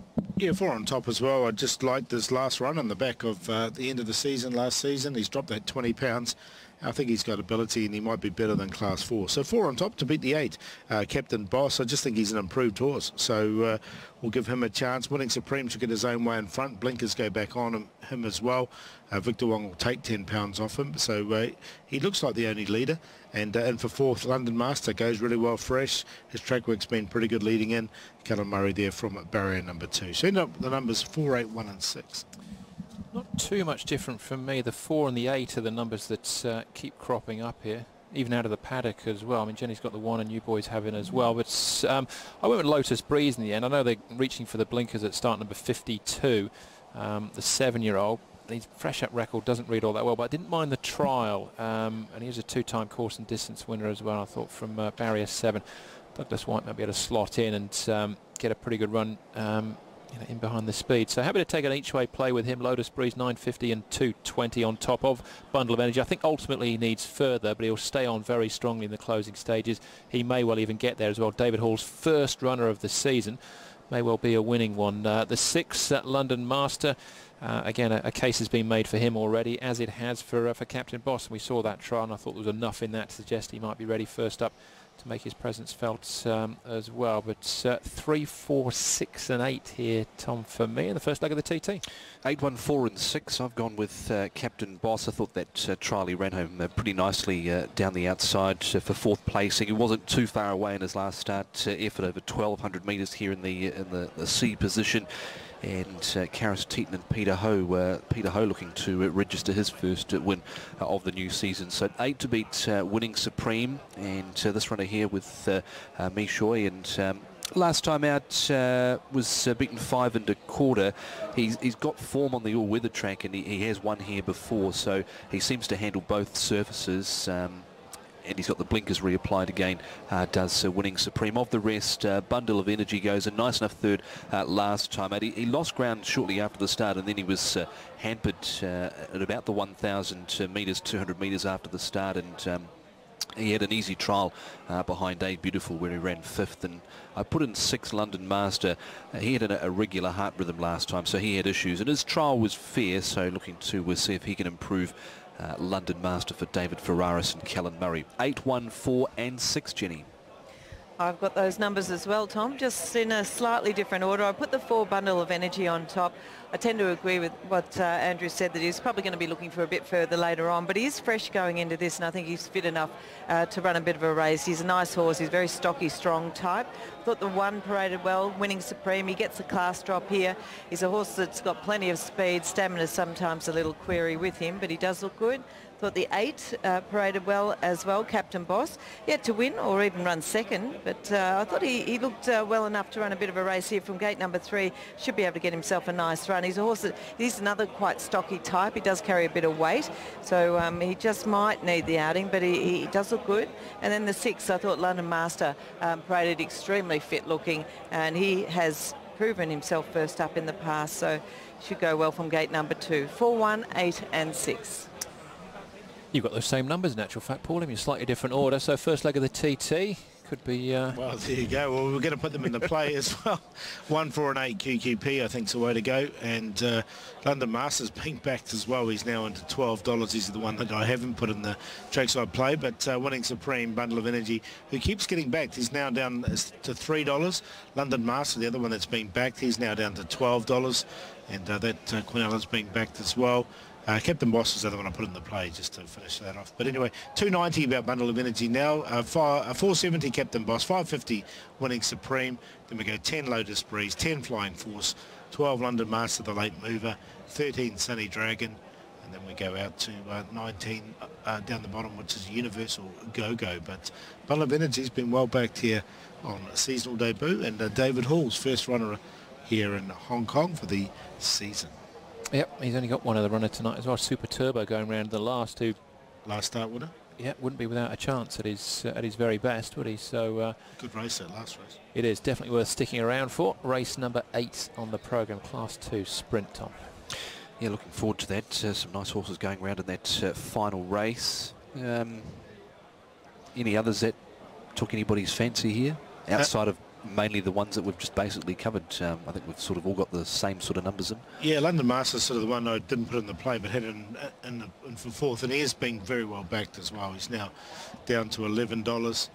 Universal Go-Go's, there's a bit of support for him at $16. I thought he might start a bit longer, but interesting to see how he goes. Majestic Endeavour had all those all-ups, and now he's drifted back out. Yeah, and Sunny Dragon down in class, had a second look at him, but see how he goes this evening. But first leg of the TT, a big TT as well, Brett. They're moving in well. Bundle of Energies, our favourite. That he is, Andrew, yes. number 4 at 2 to 1, $3 $1.40. Good late support for London Master. Callan Murray to ride for David Ferraris. He is a winner first up in the past. He's 16 down to 11, now down to 10. $5 Winning Supreme. He's been very solid. Captain Boss, a slight drifter out to 5.10. $9.90 for Flying Force, who of course is now in the stable of Danny Shum, who is looking for an early double. $2.90 for Bundle of Energy. David Hall had a bundle of joy arrive in the off-season, I believe, so congratulations to David and the family. Let's see if Bundle of Energy can arrive here for favourite backers. $3.30. Place favourite now, Winning Supreme. More money for London Master. He's in green, London Master, as we await Sunny Dragon to move into the gates, and Flying Force is just holding up proceedings as well. Looks like he's been vetted, actually, Flying Force, just prior to moving into the gates. Past fit to run. He goes up, Sunny Dragon as well. And we're set to go. Racing now, Patchy Start, Court Ruler, Majestic Endeavour, Flying Force, all slow to move. Winning Supreme deeper out, powering forward, trying to cross the field, and he'll do so. Although Lotus Breeze kicks through and gets into a clear-cut second. Universal Go-Go step nicely, holds third. Sunny Dragon wider out, he'll press forward and give Bundle of Energy some cover in the run. 3/4 away, London Master inside of Captain Boss. Majestic Endeavour, Flying Force, 2 to Court Ruler. 10 from the speed, and Winning Supreme sets that at the 600. 2 lengths Sunny Dragon striding to second. Outside of Lotus Breeze, 2 back Universal Go-Go. Purton's just niggling now at Bundle of Energy as they approach the bend. He's within striking distance. Captain Boss strides strongly. London Master, Flying Force, Majestic Endeavour and Court Ruler. They swing. Winning Supreme 2 in front. Lotus Breeze trying to reel him in. Sunny Dragon capitulating. Bundle of Energy. And then Universal Go-Go and London Master, Captain Boss and Flying Force. Winning Supreme still got a bit to offer. Lotus Breeze within a neck. Now a half a neck. Universal Go-Go up the rail. Lotus Breeze joined by Universal Go-Go. Very close. Heads are out of sync. Lotus Breeze or Universal Go-Go, they'll fight it out. Winning Supreme was tiring. I'm not sure if he held on for third. Flying Force got motoring extremely quickly late. Close up Captain Boss and Bundle of Energy. Next in then at the head of the others was Majestic Endeavour, followed by Court Ruler, London Master. Sunny Dragon weakened out to be one of the last. Another good finish. 3 and 10. Looked like Lotus Breeze was going to win, but Universal Go-Go's made it very interesting and got a little tight there for Winning Supreme, and Flying Force wider out was diving at him late. Cameraman's favouring the 10. Universal Go-Go. We'll see what the judges got to say as we await the numbers. 10 or 3, 3 or 10.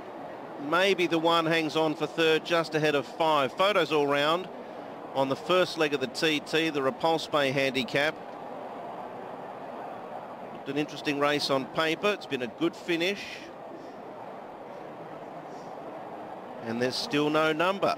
So, as they say in Cantonese, Jun Bei, stand by. Racing now, Patchy Start, Court Ruler, Majestic Endeavour, Flying Force, all slow to move. Winning Supreme deeper out, powering forward, trying to cross the field, and he'll do so. Although Lotus Breeze kicks through and gets into a clear-cut second.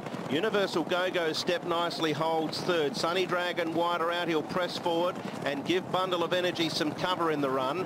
3/4 away, London Master inside of Captain Boss. Majestic Endeavour, Flying Force, 2 to Court Ruler. 10 from the speed, and Winning Supreme sets that at the 600. 2 lengths Sunny Dragon striding to second. outside of Lotus Breeze. 2-back Universal Go-Go. Purdon's just niggling now at Bundle of Energy as they approach the bend. He's within striking distance. Captain Boss strides strongly. London Master, Flying Force, Majestic Endeavour and Court Ruler. They swing. Winning Supreme, 2 in front. Lotus Breeze trying to reel him in. Sunny Dragon capitulating. Bundle of Energy. And then Universal Go-Go and London Master, Captain Boss and Flying Force. Winning Supreme still got a bit to offer. Lotus Breeze within a neck. Now a half a neck. Universal Go-Go up the rail. Lotus Breeze joined by Universal Go-Go. Short head was the margin in the end, in the way of Universal Go-Go. Vincent Ho right up the rail. Brave horse, brave jockey. Another one at odds, Tom. Great finish it was, 137.50 and 42. 3-second Lotus Breeze 26.50. 1/3 Winning Supreme $15.50. Quinella 310 555. Tears 10 3 and 1 $5,190, and the trio 1 3 and 10 $758. Terrific finish there, Jenny. But Universal Go-Go wasn't too long in the market and showed a lot of improvement tonight. Yeah, he certainly did, didn't he? He'd had that trial. He sort of picked up late in his trial. He was a bit keen in the early stages there, but he got himself into a really nice spot there, just off the pace on the fence, and he was able to sneak up the inside. In fact, quite a deceiving photo. It looked a lot closer than that in real time, but he's actually won by a bit of a margin there. Yeah, it's one of those ones, the heads up and down out of sync. Lotus Breeze is in front, half a stride before the line, but that doesn't, or they don't pay on that. There's a photo for third as Winning Supreme, and head on will be interesting because it did look like it was getting tight in the closing stages, holding on from Flying Force. But it's Vincent Ho celebrating here with Francis Loy. And they've both had 2 winners so far this season already, Paul. Yeah, they have, and they've teamed up pretty well. And it's we've had a few double-figure prices in here tonight, as we did in the last couple of races at Sha Tin on Sunday. So a few of these horses sort of improved a little bit in the off-season. Universal Go-Go, obviously one of them. They had the 3 starts prior to today, but won very nicely. So a good win and good smiles there from Francis Loy and also Vincent Ho. Yep, they're happy with that, and they pick up the cash here in our 4th race of the night. Anything else? You mentioned Winning Supreme. It got a bit tight for him over the concluding stages. I thought the big grey Flying Force, he was good down the outside. Yeah, he hit the line very strongly, didn't he? He sort of raced a few times over the straight 1,000, but he was a good run from him.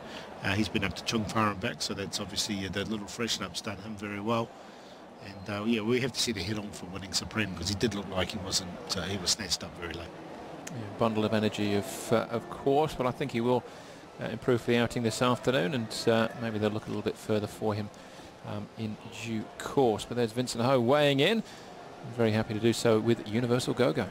Here's the patrol footage and Universal Go-Go, starting from gate number 1 down on the inside. There was no speed from Court Ruler. He was tailed off throughout. You can see the big grey. He started from near the outside. That was Flying Force. He settles back in the rear half of the field.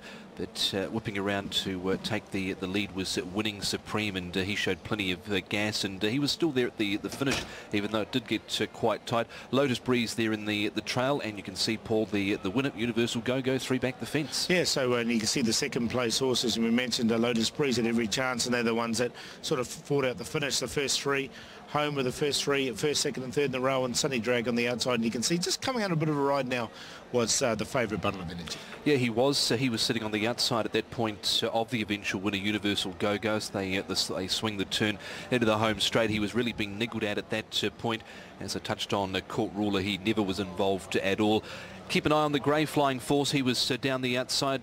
We see over the concluding stages here, short of the line, it does start to get a bit tight.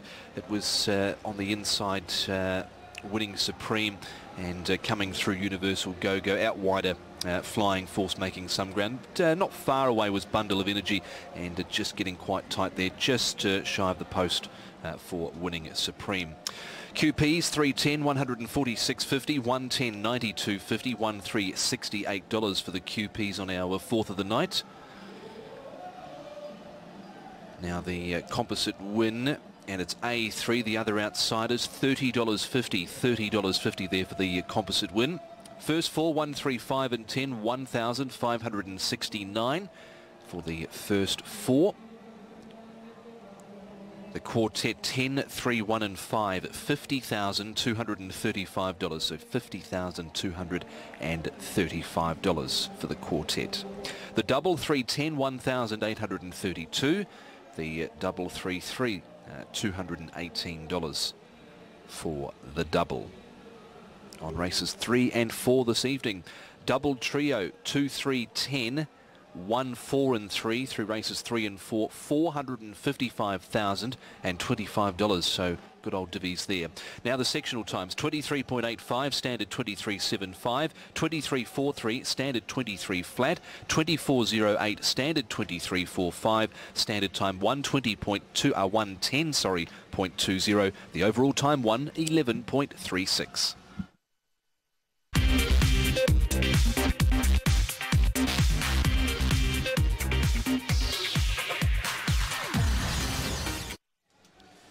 On to race number 5, 1650 Class 4. The track is being rolled. We haven't had any rain since that shower during the first race. Been dry since. Good to slow the speed here, Paul, for race 5 with All You Know, our favourite.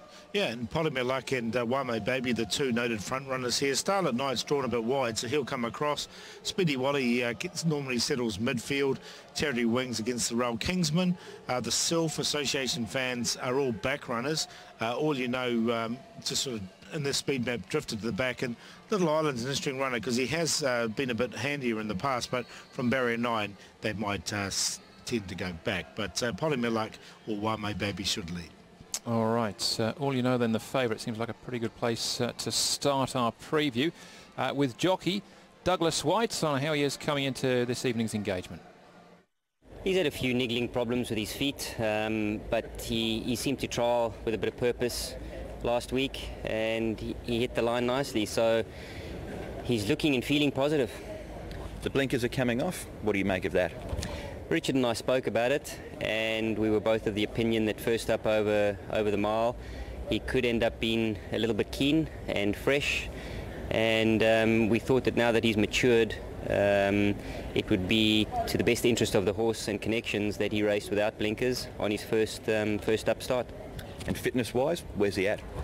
He's nowhere near 100% fit, but I would say he's fit enough to go to the races and be competitive, and he's feeling good. Yeah, I liked that trial.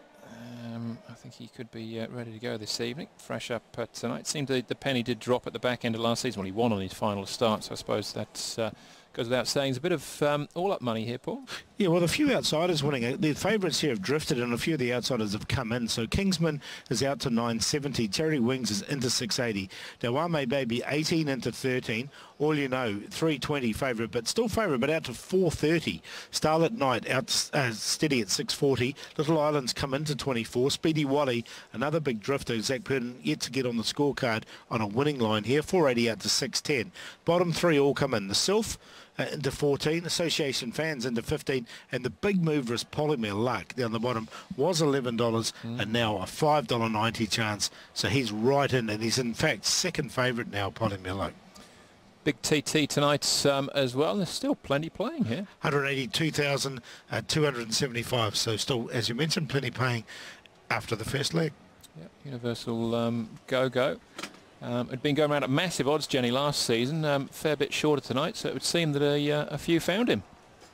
Yeah, absolutely. I was just sort of having a bit of a giggle about myself here with Polymer Luck. I've made him a long shot, but he was 12 to 1 when I made him a long shot. He's 6.2 and second favourite as it stands, so, or third favourite. So, yes, not so much a long shot anymore. No, he's shortened right up, and don't forget all the information at hkjc.com, hkjc.com. You can find all the replays, the trial form, the trials, everything on the club's website. So runners beginning to filter towards the parade ring for this Class 4 over the 1,650 metres. And the first runner we're going to get a look at, Jenny, is Kingsman. He was 8th in a trial. He was caught wide last time out. He's won fresh, and he's got a couple of wins next to his name here at Happy Valley. He has. He's a little bit of a hit or miss type of horse, though, and with 133, I think that's a concern, but it might be able to offset that from gate number 1. Now, he's not the most smooth walking horse in front, and he hasn't been for quite some time, so this is pretty normal for him. His coat is good, though. He looks like he's really quite fit, and his behaviour is perfectly okay at the moment. We've got a few rogues in this one as far as behaviour goes, but he's behaving nicely. He just needs to loosen up in front. Yes. The usual suspects were lining up, and we'll get to a few of them in due course. That's Kingsman. Next one we'll see. Oh, we actually won't, because he's not the 8. I was going to say it's Charity Wings, who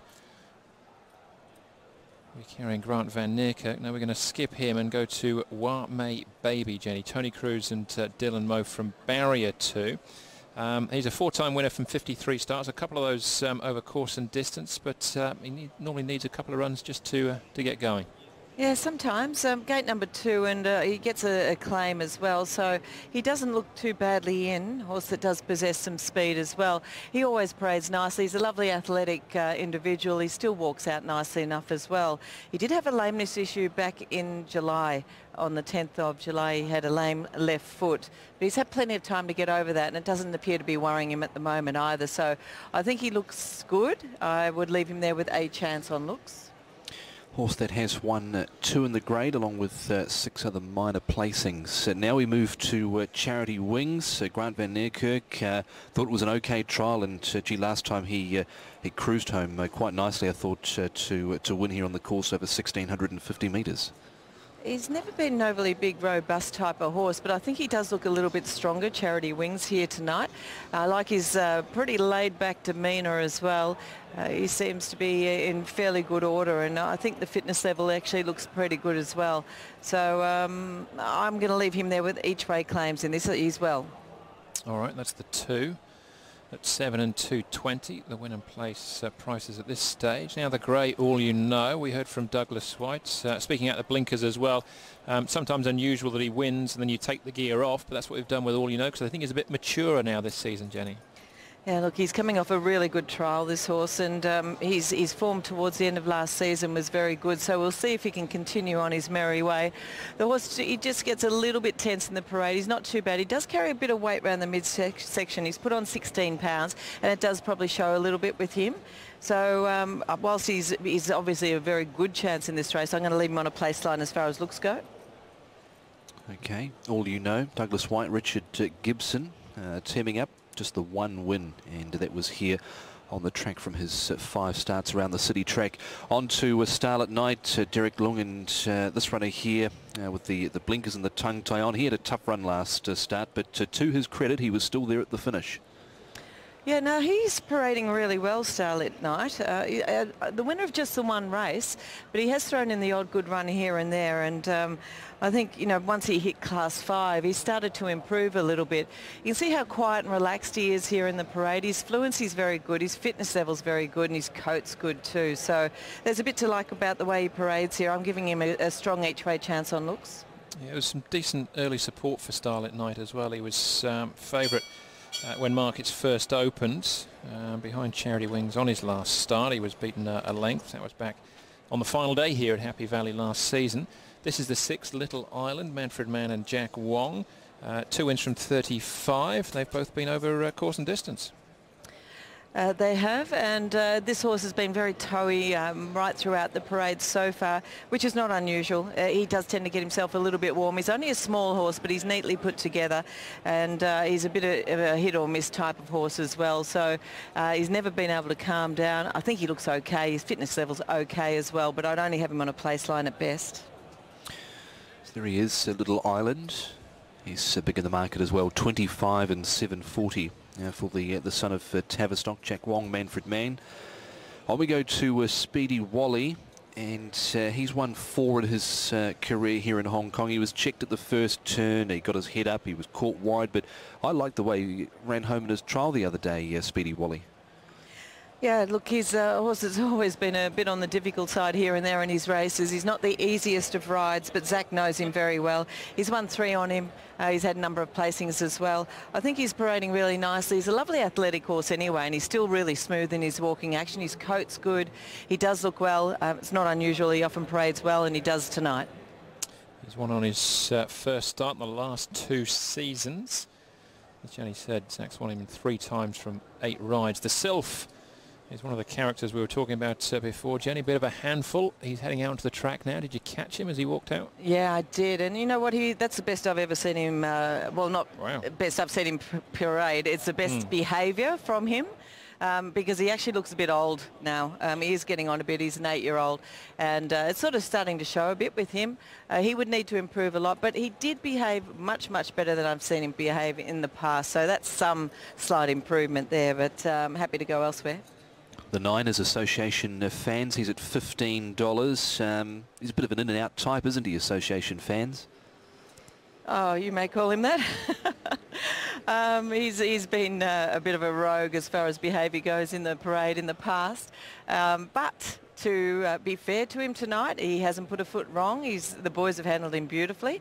He hasn't lashed out or done anything crazy. So he has got a little bit as time's gone on as far as behaviour goes. He's a very solid horse. He's actually dropped 44 pounds, which is interesting. He doesn't look like he has. He's still very solid. But behaviour's better. He looks okay. I just don't trust him. That's Association Fans. Did win last season. Paul's got him in. He'll make a case for him in due course. And Polymer Luck, Jenny's drifted a bit. 680, 260 a place. You like him on form? I just thought that he was going to be a little bit of value, but he's not. That's the thing with him. I thought his trial was okay. He's only a little horse. He only weighs in 1,067 pounds, but he's very alert. He's really healthy. He's actually walking out all right, and his fitness level does look to be quite good. So I thought if he could work across from gate number 10 here, he has won doing that from gate number 10 in the past, he might be able to go on with it. And that's the reason I made him a long shot. He's a bit warm, but he is very fit.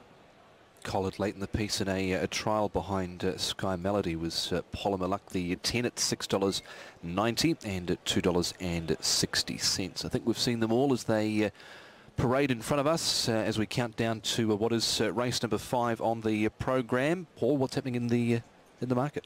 Well, All You Know is still the favourite here at $3.90. A little bit of money now coming for Speedy Wally after those all-ups with his big drifter. He's now $5.10. $6.90 about Polymer Luck. He's drifting out after those all-ups as well. Similar price style at 9 at $6.80. Charity Wings at $7.30. Kingsman there at $9.80. So quite an open market once again. There's most horses been given a chance. Except for Little Island, he's the outsider at 26. All right, well, the Sylph's already gone. The rest of the field will be making their way out of the course in the next moment or so. So as they file out, Jenny, who do you like here? The top 4 for race 5. I like number 5. I thought Starlit Knight, who's about to walk past me now, paraded the best. He looks as good as I've seen him, actually. Strong, healthy and well. Just getting a little bit on his toes, as you'd expect to, as he goes out onto the track now, but he hasn't sweated up or done anything else wrong. So I'm going to have the 5 on top of number 7, Speedy Wally. He's looking healthy and athletic as usual. No real changes for him. He just needs to put his mind on the job, and that can be a bit of a question mark every now and again with this guy, but really fit and ready to go. I thought the 2 Charity Wings was next best. He's an each-way chance the way he presented. He's going out at each-way odds at the moment as well. Just looked good, looked really fit. He's a plain horse, but he's fit and nicely drawn in gate number 3. And of the rest, I thought the 1, Kingsman, he's a bit of a moody character on occasions as well. He just played up a little bit in the parade, but not over the top. I would expect from gate 1 he'll get a good run. If there's enough speed here, he should be running on quite strongly. So I've actually left out my long shot here, number 10. I still think he's a chance, but on looks I've gone 5, 7, 2 and 1. Okay, Starlit Knight there for Jenny. Upstairs we go to Brett out in front of the beer garden for this race. Brett, they make their way down. All You Know, the race favourite here. Yep, that is, Tom, $3.80, but I think it's a race that there are multiple chances in. Look, I ended up siding with Starlit Knight. I'm a bit like Jenny. I think he's been racing well. Jenny actually spotted him sort of 4/5 of the way through last season, suggested one day he was looking really well, and he ran accordingly. And then obviously since then he's been able to win and run further placings. A listed winner in Perth, Australia, before coming to Hong Kong. He won a listed race as a 3-year-old. So Look, I just think there might be more to come from him now that he's found a little bit of form. His work leading in's been good. I'm happy to tip him. Always had a time for All You Know from day one. He's obviously taken a little bit of time to strengthen up and mature, and that's been evident in the situation between Richard Gibson and the stewards with the blinkers being taken off here. He was a horse that won last season with blinkers on, and Richard Gibson requested that he race the horse with the blinkers off because he felt he had matured a lot and he might over-race in the frame of mind that he's in now. So sticking with him. I've got him in as the danger, but he's a winning chance, as is Kingsman, who's drawn well. He's got an excellent record in the class. The quicker they go, probably the better for him. And we know Speedy Wally's been able to do things first up at this meeting before in the past. So there's a few hopes. Settled on 5-4-1-7. Paul. Yep, thanks, Brett. I've got the 7 on top of Speedy Wally. Just really like that fresh up record, and he's won this sort of first start for the last 2 years. I think he can do it again, make the hat-trick. So he's on top to beat Kingsman, another one who does go well fresh. Association Fans, he's a lot better behaved now, this horse, and his track work's been good. He's dropped 44 pounds as well, so a bit of weight has come off him. And Polymere Luck, I think he's going to get a cheap run in front and could be tough to beat. So 7, 1, 9 and 10 for me. Yeah, I ended up with Speedy Wally as well. That's first up record. And I think if he lands where the speed map suggests, it gives Zach Purton options here. And if he wants to kick on, keep him out of trouble. I think he's probably better with a bit of room around him down the outside. So I think it'd be pretty hard to hold out here. Speedy Wally, Casper Fownes and Zach Purton looking for their first wins tonight. In for second, Charity Wings, Grant Van Neerkerk again looking at that end of season form from his final start to be carried forward after beating Starlit Night. The 4, All You Know, super trial, nothing wrong with that at all, and there's no reason why he can't be involved in the finish. And then the 8 as well, the Sylph, who's a bit of a character to say the least, but his trial wasn't too bad. He got his head up, he can do that sort of thing, but as Jenny said, he was very quiet in the yard tonight. Hopefully that's a positive, Tom. We'll find out in due course. 7, 2, 4 and 8. 5 on top for me, Starlit Night, Derek Long, and this runner here. He's yet to win in this grade. He's just had 1 win in his career, so he doesn't win out of turn, but he's got okay course and distance stats. 1 win, couple of second placings from his 4 runs. Had a tough run last start behind Charity Wings, but he was only beaten at length over the concluding stages, and he's been runner-up in his last 2, so he's due to break through again as Starlit Night. Over number 4, All You Know, he's got the blinkers coming off. Douglas White, Richard Gibson. He went round at around about $7 odd last start, and he received a nice run in transit to win along the inside. So don't know where really he's probably going to end up in this race. All You Know, he's probably going to end up back maybe at the end of the field here in this race. Speedy Wally liked his trial the other day. He was caught wide last start, but he kept on kicking, and through number 1, Kingsman. He was another one that was caught wide last start, but he's been able to win a couple of races here in his career, has Kingsman. So 5, 4, 7 and 1, Jenny. I've got some similar numbers there, Tom. 5 on top for me. Starlit Night, I thought he paraded really nicely. He looks fit. He looks a bit stronger these days as well. That trial of his was quite okay. He was a bit slow out of the gate, so hopefully he gets away on time here. But I would expect him to finish off the race quite nicely the way he presented. So 5 on top of the 7, Speedy Wally, who's a horse that can run well fresh. He looks good. He often does. The 2, Charity Wings, next best for me. Had 15 starts last season. He won 2 of those. So he was in pretty good form, particularly towards the end of last season. We'll see if he can go on with the job. At least he's nicely drawn to be able to do that, and he does look good. And then of the rest, it's a bit of a toss-up between the 1 and the 10. I've made the 10 a long shot, but I've gone with the 1 as far as looks go. Kingsman behaved himself pretty well by his standards, and he does look well. So 5, 7, 2 and 1. All right, circling down at the start.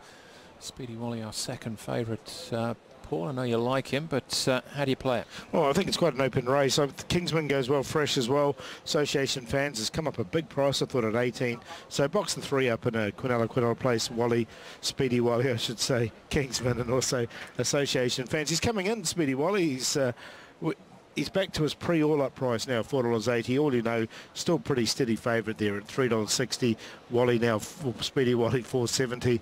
You know what I mean. $6.70 about Polymere Luck, and then $7.10 about Starlit Night, $8.40 about Charity Wings, $10 about Kingsman, $13 about the Sylph. So as you can see, real open market here, the 5th. But we have had some double-figure prices here this evening.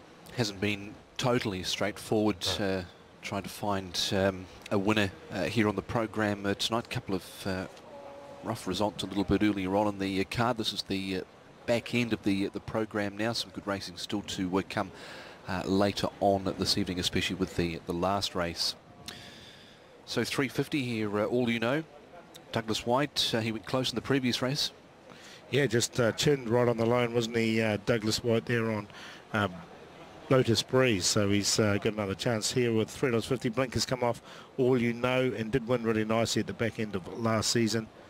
Richard Gibson, as we mentioned at the start, his horse has been running well. He hasn't had a winner yet, but he's had numerous placings. Yeah, Richard's closing in on a landmark as well. 7 away from 200 winners here in Hong Kong. As I mentioned before, Douglas just 8 away from 1,800. That's a huge number. Amazing, isn't it? There you go. The light is flashing. They're starting to move forward here, Brett. And they do team up here, Gibson and White, with the favourites. All You Know. Thanks, Andrew. Yes, moving in for the Sheco Handicap Class 4 Company 1650.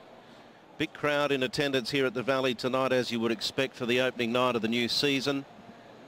And there's an abundance of people down near the starting stalls for this race. With the favourite, All You Know, 350, 490 for Speedy Wally, 590 the bottom one, Polymere Luck, 740 Starlit Night, 930 Charity Wings, a last start winner at the end of last season, 950 for Kingsman. So good contest, second leg of the TT. Speedy Wally and Polymere Luck to complete the line for race 5 of the night. All set to go. Stand by for a jump. Racing, and a good line out. Kingsman struggling to stay with them early, as is the Sylph, and All You Know not exactly firing out of the gates. On the other hand, Polymere Luck came out firing very fast across the face of the field to lead them early, with Wame Baby hunting through and Starlit Night pressing forward. All You Know's built the revs now, and he's on the move forward, and he'll end up with the 1-1 as Starlit Night moves to the outside of the leader. Lead section's 28-2. This is the order. Polymere Luck, he sprinted across the face of the field to hold the lead, and he and Starlit Night chug along 2.5 to 3 clear on All You Know outside of Wame Baby. 2 to Association Fans, a little keen on the outside of Charity Wings. 2 to Speedy Wally, settled nicely. Kingsman, the Sylph, and Little Islands 2 last of all at the rear. They're about to climb the hill, and Polymere Luck is 3/4 on Starlit Night. They're 1.5 lengths to Wame Baby, holding the inside from All You Know, who's had cover and first class in the run. 2 back Association Fans outside of Charity Wings. Speedy Wally, Hurton still sitting patiently on the outside of Kingsman. 2 to the Sylph. He shrugged along, as is Little Island, approaching the bend, and Polymere Luck cruised away.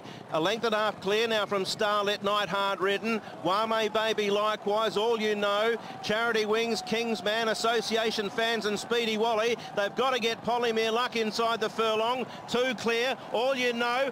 Association Fans with a rattling run, and Speedy Wally. Association Fans raced up to Polymere Luck. Speedy Wally late. Association Fans from Speedy Wally and Polymere Luck. Then the Sylph from All You Know and Kingsman. Little Island, Charity Wings, Starlit Night, Wame Baby towards the rear.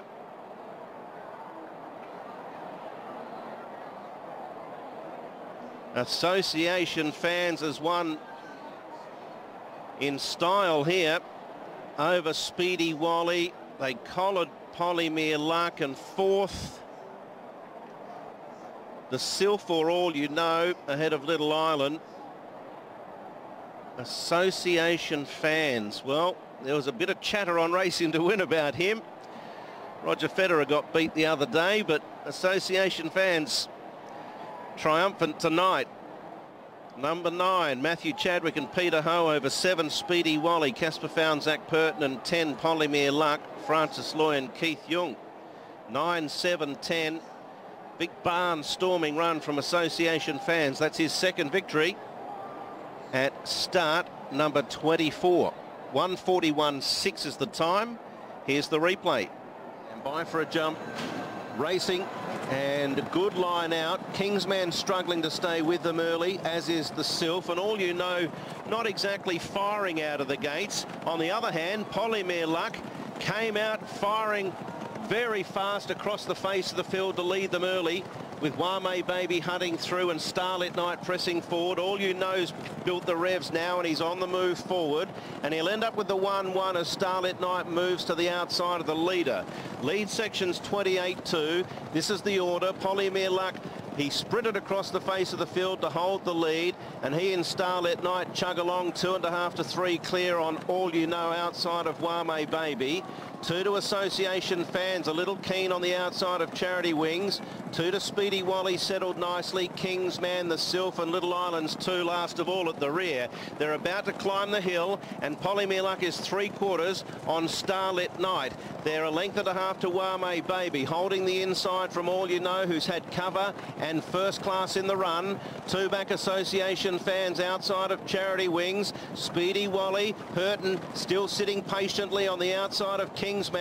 2 to the Sylph, he shrugged along, as is Little Island, approaching the bend, and Polymere Luck cruised away.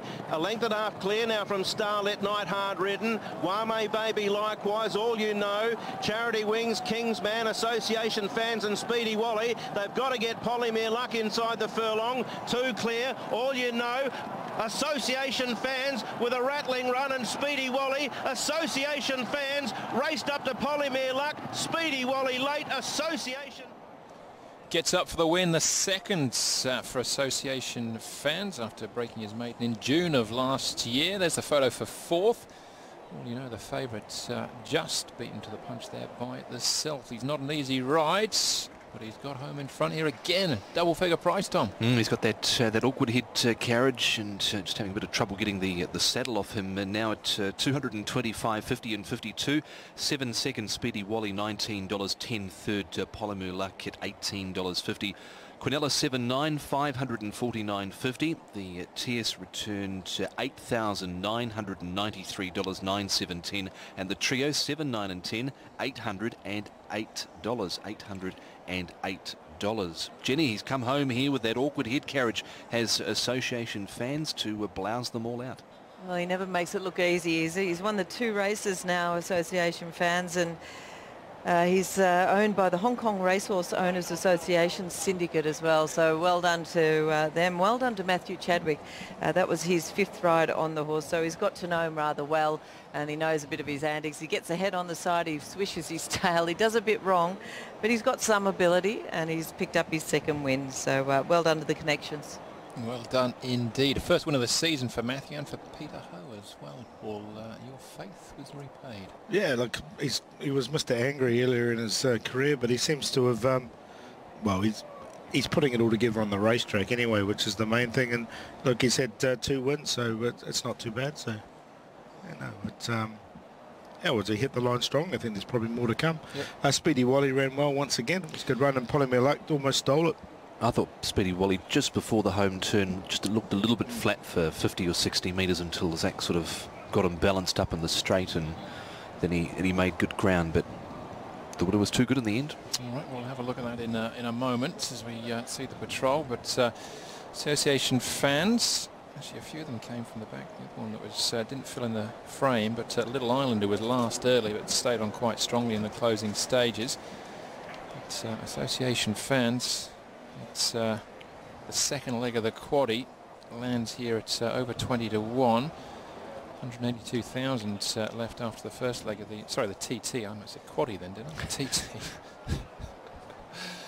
We'll have a look at how many's left in due course, and the replay as well. But the Hong Kong Airlines Million Challenge opening ceremony is that to take place, because the challenge itself starts tonight with races class 3 and above right through until the middle of February, or February the 13th in actual fact, with all races rated class 3 and above eligible to score points. 15 for the winner, 6 for second, 4 for third, and 3 points for fourth place. A prize well worth winning, Paul. 650,000 and a trophy to the winner. Yeah, really good prize, and it's obviously really well patronated by these horses. You see some of these horses that stay right through to Happy Valley, right through to the end of it, so they're very, very good. Charity Glory won it last year, Tom, for Danny Shum. Super happy this year. And Born in China, we saw running on the weekend. He's a nice horse, and generally speaking, it takes a good horse to land this challenge.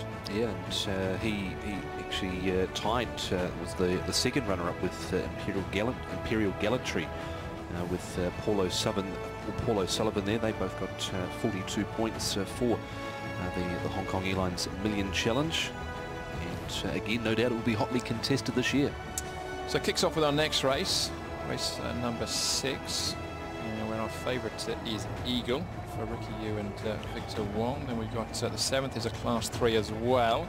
So over the 1650 Sky Melody will be all the rage there for Casper Fownes and Zach Burton. And the last race, Paul, the one we're waiting for really, because without over-egging the pudding, I think there's some class animals going around here. While my friend's the highest rated, but horses like Fortune Boot and Bold Stitch bolted up. He had a great season. I think he was only beaten once, wasn't he? All of last season. So yeah, he's risen in the ratings. I thought he'd reached his mark, and then he wins again. So he's one of those horses that well, he surprised me a little bit, but he's winning them in a row, and he's a happy horse, and he's going very well. So Bob, I think his stable name was. I remember hear them yelling out "Go Bob" in one of the races in the background. Might have been actually. Was that Joe Moreira's last win? Could have been last season, final day. Double check that. But yeah, he bolted up. Tony Millard supported Joe in the last week or so, didn't he? Gave him some nice rides, and Bold Stitch was one that saluted. Yeah, did he? Won very nicely. It was a good win from him. So I'm interested to see how he's come back this season, because he did win up fresh last season as well. So you have the ceremony going on for the $1 Million Challenge. All the dignitaries there. The Hong Kong Airlines $1 Million Challenge. I think they did a dance routine last year as well, didn't they? Some of the stewards and stewardesses. I've got it in back of my mind, something in the beer garden. Somebody nodding in the background. Sure they did. I would have liked to have seen it, but yeah, no, I can't remember. Your memory's better than mine than that one. A bit like that, is it the Qatar Airways ad where they're all dancing in the street? Well, the photo they line up for now, the Hong Kong Airlines Million Challenge. So we've got all the way till February, just before Valentine's Day in actual fact, before we find the winner there. With the 3 heats tonight, plenty of points on offer, and as we do get running, obviously not tonight because everyone starts on 0, but the leader in the challenge will be wearing that golden saddlecloth, it's like the Tour de France, the yellow jersey. Yep, it's always a good way to see who is leading here, so you can follow your charges throughout. Valentine's Day, 14th of February this year. Well, next year. Next year. It was this year, yeah, next year as well. But there you go. Iron Boys, the scratching in our next events, which brings us back to a field of 11. Brett's got his best bet going around here. Jenny's got her best bet. My long shot, who was backed into single figures, Paul, but my ally is now about to a decent price, 22,650. Yeah, really good price here for him at the top, and another one that seems to have improved a little bit in the off-season. Did run third here at his last start at Happy Valley as well. So another one of the Richard Gibson runners. My ally there at 22 and $6.40. But a real open market, this one, with Eagle being the favourite at 440. Harbour Alert, Jumbo Happiness right in the market. They've weighed in here in race number 5, just to reiterate. And the Canella Place is 7 and 9, $164. 9 and 10, $139. 7 and 10, $56. The Commissar win another A3. We've had a few of these A3s here tonight, and that's $27.50 down the bottom. The first 4 in race number 5, there's 7, 8, 9, 10, $2,013. And in the correct order, number 9 winning the race, 9, 7, 10 and 8, $64,689.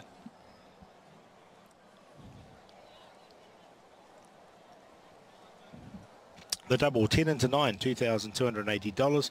10 into 7, $144.50. Here's the patrol. All right, let's take it from the start. Association fans. Barrier 5. Speedy Wally to his outside. The favourite, the grey, all you know. Just missed it a hop. Out wide, Polymer Luck. Angles across here with key things. Where the blinkers, you can just see just the one cow, though, just on his inside.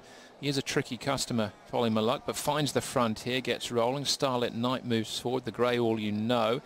Wame Baby. Association Fans, good spot at this stage, along with Charity Wings, Speedy Wally, Kingsman, the Sylph. And last at this stage is Little Island. Through that first split, Paul, they went 28-21, so not breaking any records, 27.95 the standard. No, he's got a good hold here on Polly Malak. You can see Starlight Night just on the outside of him. Wame Baby getting a good run, and is the favourite at this stage. Didn't miss the hop, but made up ground. An eventual winner, Association Fans, just behind him.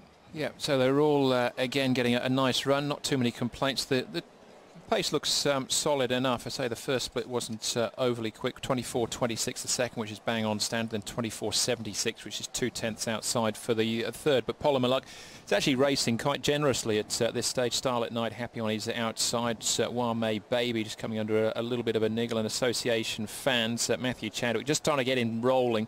None of these horses have really got push button speed. Kingsman still travels okay. And look out for Little Island staying on, along with the Sylph in actual fact as well, who's starting to wide up from out wide. Association Fans gets his head to the left. Speedy Wally sort of hangs his head as well. He just tries to roll in there. Little Island staying on, the Sylph down the inside. Polymaluk still probably just about in front at this stage. But here comes Association Fans. A little bit awkward for Matthew Chadwick, doing a great job to keep him straight. Speedy Wally staying on late as well. But Association Fans comes home in front, scores by a half, by a neck. And they've weighed in, as we know, and here's the sectional times: 28.21, 24.26, 24.76, home in 24.37, and overall there 141.60.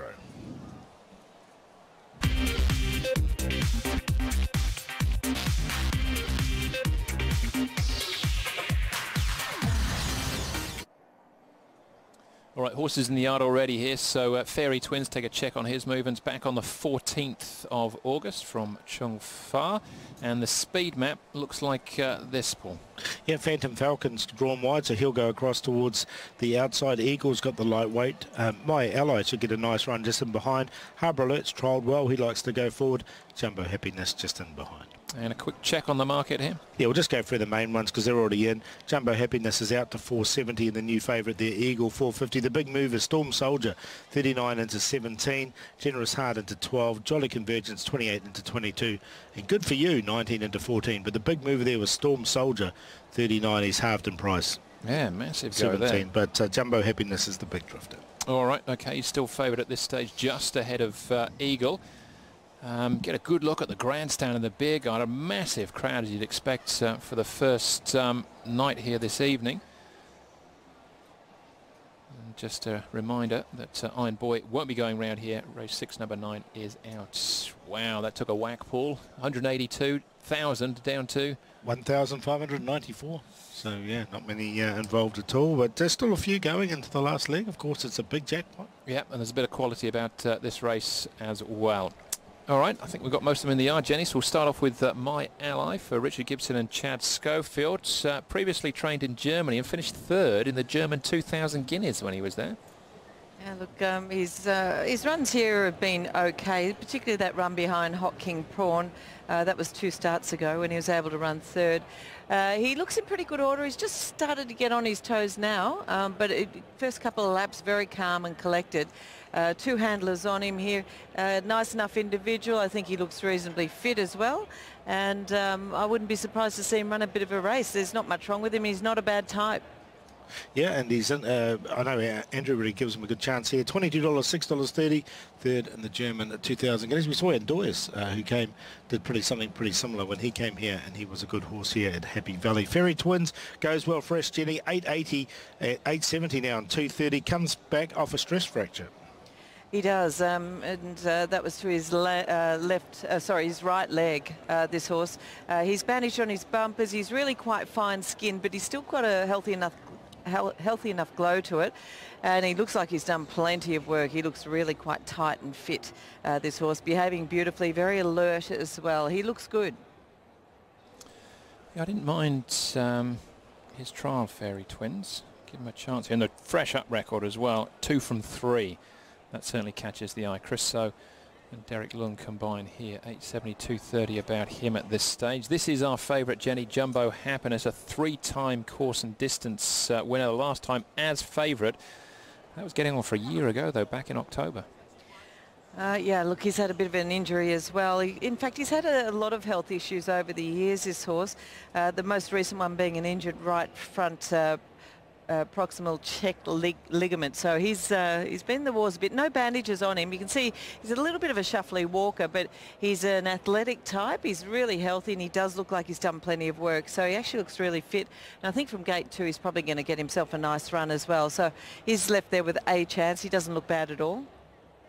$4.10 and $1.70 currently for Jumbo Happiness, and is the favourite there. Number 4 is a first starter, Red Warrior, 1,045 pounds from. Now he's got good polytrack form. He had 4 starts on the polytrack over in the UK and won 3 of them. Yep, so he's obviously got some ability, no doubt about it. He is bandaged quite heavily in front, and he also looks like he's carrying a touch of condition. So I think whatever happens here, there'll be a further improvement to be derived after this run. I think he looks like his attitude's really quite good, but I'm happy to probably watch and see what he does here. Jamie Osborne used to train him in the UK. Rusper was his name. The form, obviously, as Paul said, reads well, but he starts out life here on the turf. Could be interesting when he moves to the all-weather. He's currently, though, $19.660. John Sizer's second runner of the night. Generous Heart, Eddie Life from Barrier 12 as one fresh up. I thought the trial looked super, Jenny, but it was just Barrier 12, and I shouldn't necessarily be in a horse because of the barrier, but I thought it looked awkward for him this evening. Yeah, look, he's a horse that can bob up every now and again. He's a horse that does need some speed on in his races. He's a little bit awkward walking behind. He's okay in front, but body-wise, he's really neatly, nicely put together. He's got a good shine to his coat, slightly warm, but he also looks like he's done plenty of work. So I can find positives and negatives for him. For that reason, I'll leave him on a place line. That's the 5 at Generous Heart, $13 and $4. Now here's Harbour Alert. He's changed stables. He's trialled really well, but we've seen that before. He's only a one-time winner from his 31 starts, but he has run second 10 times. Grant Van Niekerk takes the ride. Interestingly, he's lost a bit of weight. He normally weighs in at over 1,300 pounds, so he's down to 1285 here today. You wouldn't know it because he always carries that weight around the midsection anyway, so he often looks a little bit on the tubby side. You can see he's a bit stiff walking behind as well, but he's a very nice natured horse, a very stocky, solid type, a real sort of sprinting type. I thought the trial was very good. I thought off that he's probably going to be a strong chance in the race. On looks, I'd have him more on a place line. All right, the 7, Jolly Convergence, Benno Young, Neil Callan here, 1 win. From, he's had enough starts, 23 of them so far for that solitary victory, and he's a $23 chance this evening.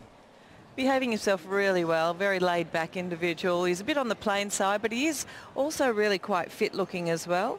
I just wonder whether or not he might need it a tad easier than what he's striking in this particular race. But I do like his attitude, and it's hard to rule him out on his looks because he's fit enough to run a bit of a race. $23 and $6.60, so he's a decent each way price. Is the 7 Jolly Convergence, and that's there on screen, the 7. The 8 Eagle is our current favourite. Did run pretty good, some good races last season without winning. I'd like you to go to the front from barrier number 1. Victor Wong will take £10 off. Yeah, he looks like he's done plenty of work, this horse. He's eager and keen to get on with things by the looks of it as well. Walking out nice and freely. I've actually made him my best, and I think he does look particularly well. He's very fit. Those few runs last season were quite good as well. So I think there's room for improvement, and he looks the part. He's very fit. He's the favourite, Eagle, $4 and $1.60 at this stage. I thought from barrier 1, if he finds the front, it's going to be very hard to beat. I'm taking him on, but there's a good reason that he is the price that he is. Iron Boy's scratch, the 9. It should lead us on to Storm Soldier, Jenny. He's drifted out a little bit now to 21, but there's still a lot of all-up money for him. Yeah, look, he's actually parading quite nicely, this horse, Storm Soldier. He's really quite free in his walking action. Nice, healthy-looking horse. He's also got a bit of strength about him as well. Obviously, he may have a touch of attitude with that another handler close by, but I quite like the way he's parading, and just at odds, I wouldn't be surprised if he went okay. I'd just keep him safe at those sort of odds. And there were some all-ups that went right through him. He was a big price. He came into $17. He's back on the drift now, so he's back out to $21. So there is a lot of all-up support, but on the number 10, Storm Soldier. You can see him on screen there. 11, Phantom Falcon. He's had no luck with the barriers, this horse. He's drawn 8 once again. The visor goes on, the hood goes on. But if he gets close to the front, he could run a decent race here. He's only a lightly framed type. He weighs in at 992 pounds here today, so he's dropped a few pounds since the last time we saw him. But his attitude's quite good. He needs a little loosen up in front, never carries much excess condition, so his fitness level looks to be okay. But there's just not a great deal of overall strength about him. I know he never finishes far away. He's a fairly honest type of performer, so I can't see him disgracing himself, but he doesn't stand out from the parade. 11 starts, 1 win, 5 times. He's finished second, and 3 other times in the top 4 as well. So Phantom Falcon, he invariably gives you a run for your money. And at 8, 10 and 240, it's an each way price as well. That's the 11. This is the 12. Good for you. With Jack Wong jumping on board here for me, Choi. 2 times course and distance winner last season. Yep, he won 3 in Class 4 last season, so he had a fantastic year. Maybe he can roll on with it. I think the horse is actually parading quite well. He just needs a slight loosen up in front, which I've noted before with him. I like the way he sort of perked up when his jockey jumped on board, though, and he does look like his fitness level has been maintained. So, yeah, just a slight sort of query with the way he walks in front, but everything else is good. Some chance on looks. All right, 15 and 4 at the moment, and win and place prices. They start to get themselves set and head out for this 6th event, which is the first race of the Hong Kong Airlines Million Challenge pool. We're back to Jenny in a moment, but how's the market looking? 9 minutes out. Well, open market here with Eagle, the one that's everyone's coming for here now, under $3.60. So he's been very well supported. Jumbo Happiness is coming back in. He's now a $4 chance. He's declared second favourite at this stage. Then Harbour Alert at $6.40, $8.20 about Phantom Falcon, $9.60 about Fairy Twin. So they're the ones in single figures at this stage. Generous Hearts at $14, $15 about Good For You. Now he did come in with the all-ups as well, so he's another one that's just drifting back out. But at this stage, the market's just correcting itself. Eagle the favourite, and the second favourite, Jumbo Happiness. Okay, thanks, Paul. So runners 2 will shortly head out of the yard for what is race number 6 at Class 3. Jenny, your thoughts on the runners that caught your eye in the paddock? Happy to go with my best bet here. I thought number 8 Eagle paraded really nicely. He's just getting slightly warm on the neck area there, but not over the top, nothing to be concerned about. And he's really maintained his cool here in the parade. So nice and alert, walking out well, got some good strength about him. He looks in good order. 8 on top of number 2, Fairy Twins. Thought he paraded nicely. He's just getting on his toes now, bandaged on those bumpers, but he looks like he's done plenty of work. He has been off the scene for quite some time, but nice individual, good strength in those hindquarters as well. Looks like he's ready to go. I thought the 10 paraded next best, Storm Soldier, so I'd take a little chance with him at those sort of odds. He's had the 6 starts, he's yet to place, so he does need to improve. He had plenty of racing over in the UK prior to coming as well, but he does look well, and I like his strength, and I like his fluency and his attitude, so he makes it in.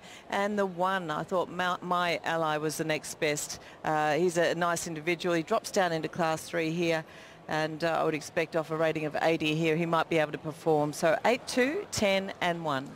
All right, 8 on top. Eagle continues to shorten. 8, 2, 10 and 1, Brad, as they start to leave the yard. But we've got 2 best bets and a long shot coming up here. Yeah, it's a little bit of a clasheroonie, isn't it, Andrew? I'm going with Phantom Falcon. I just think he's a good, honest horse. He had a couple of tries at Class 3 level towards the end of last season, finished 3rd behind Orion. Head's had a torrid trip on that occasion, had a couple of runs on the all-weather as well behind Ugly Warrior and pick number 1. They were pretty strong form lines, those 2 horses on the all-weather. And I think, look, with another off-season underneath his belt, nice trial leading in.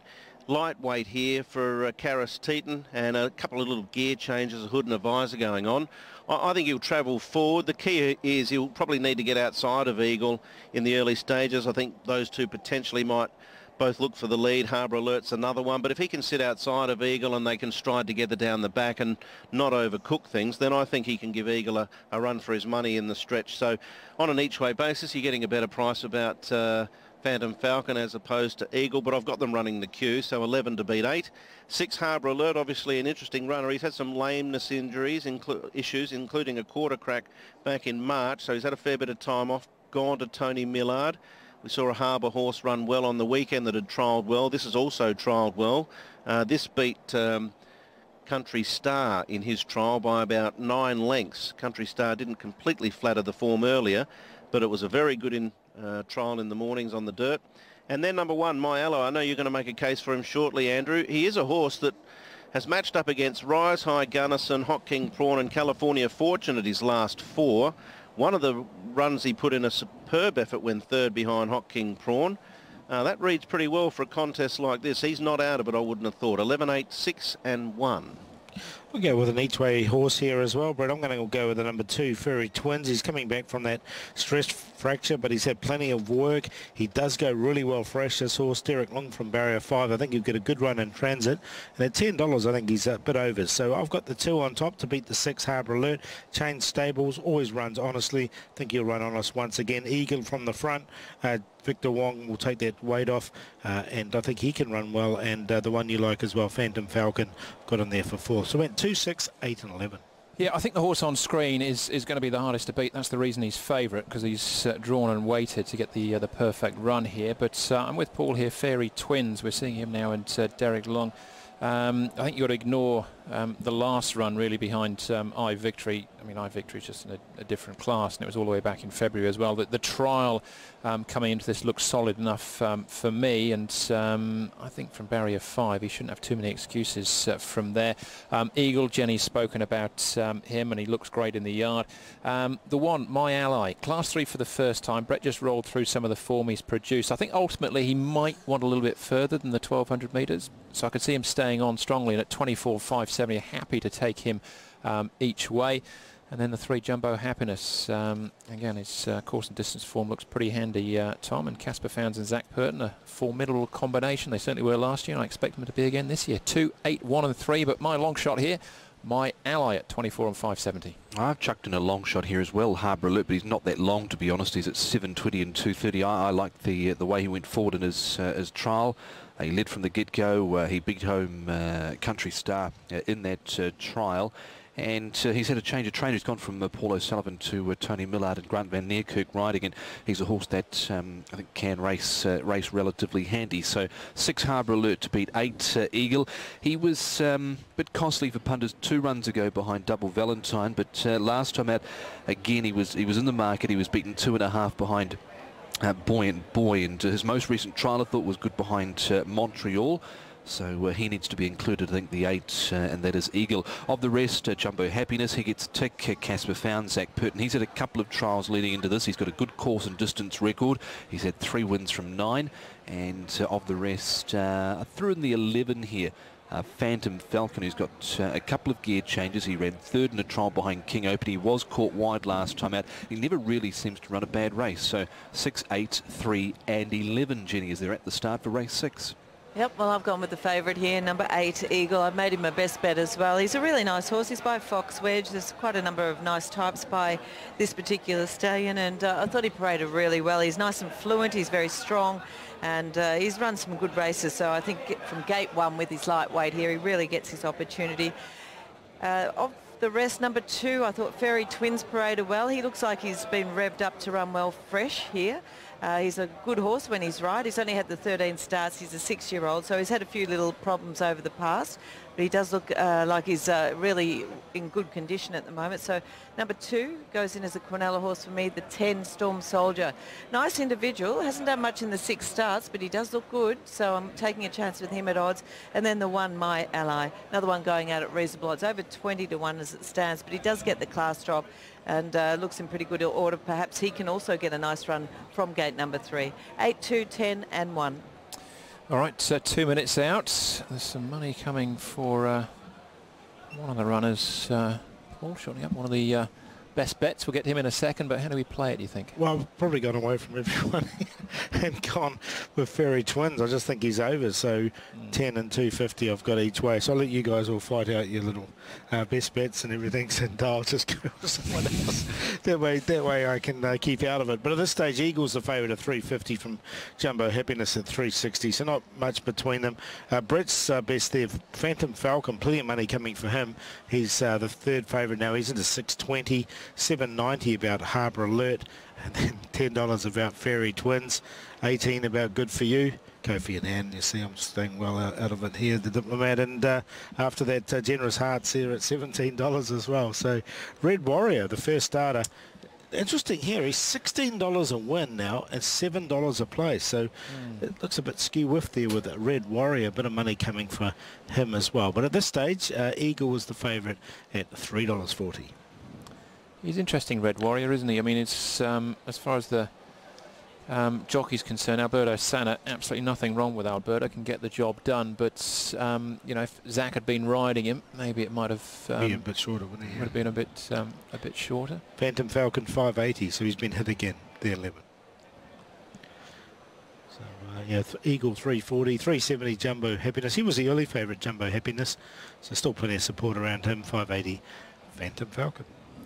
Light is flashing then, Brett, as they start to sort themselves out and move forward as well.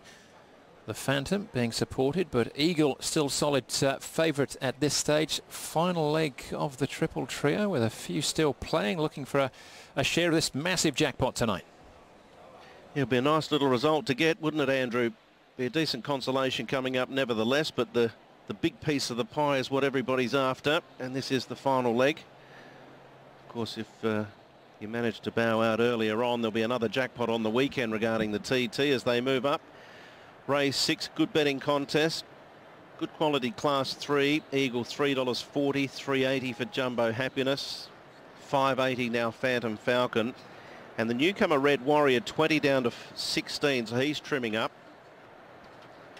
Harbour Alert 5.10 out to 8.30. Fairy Twins 8.70 out to $11. So Phantom Falcon will complete the line. Just about set for a start. Race 6 of the night, 1200 here at the Valley. Ready. Starter's happy, presses the button, they're off.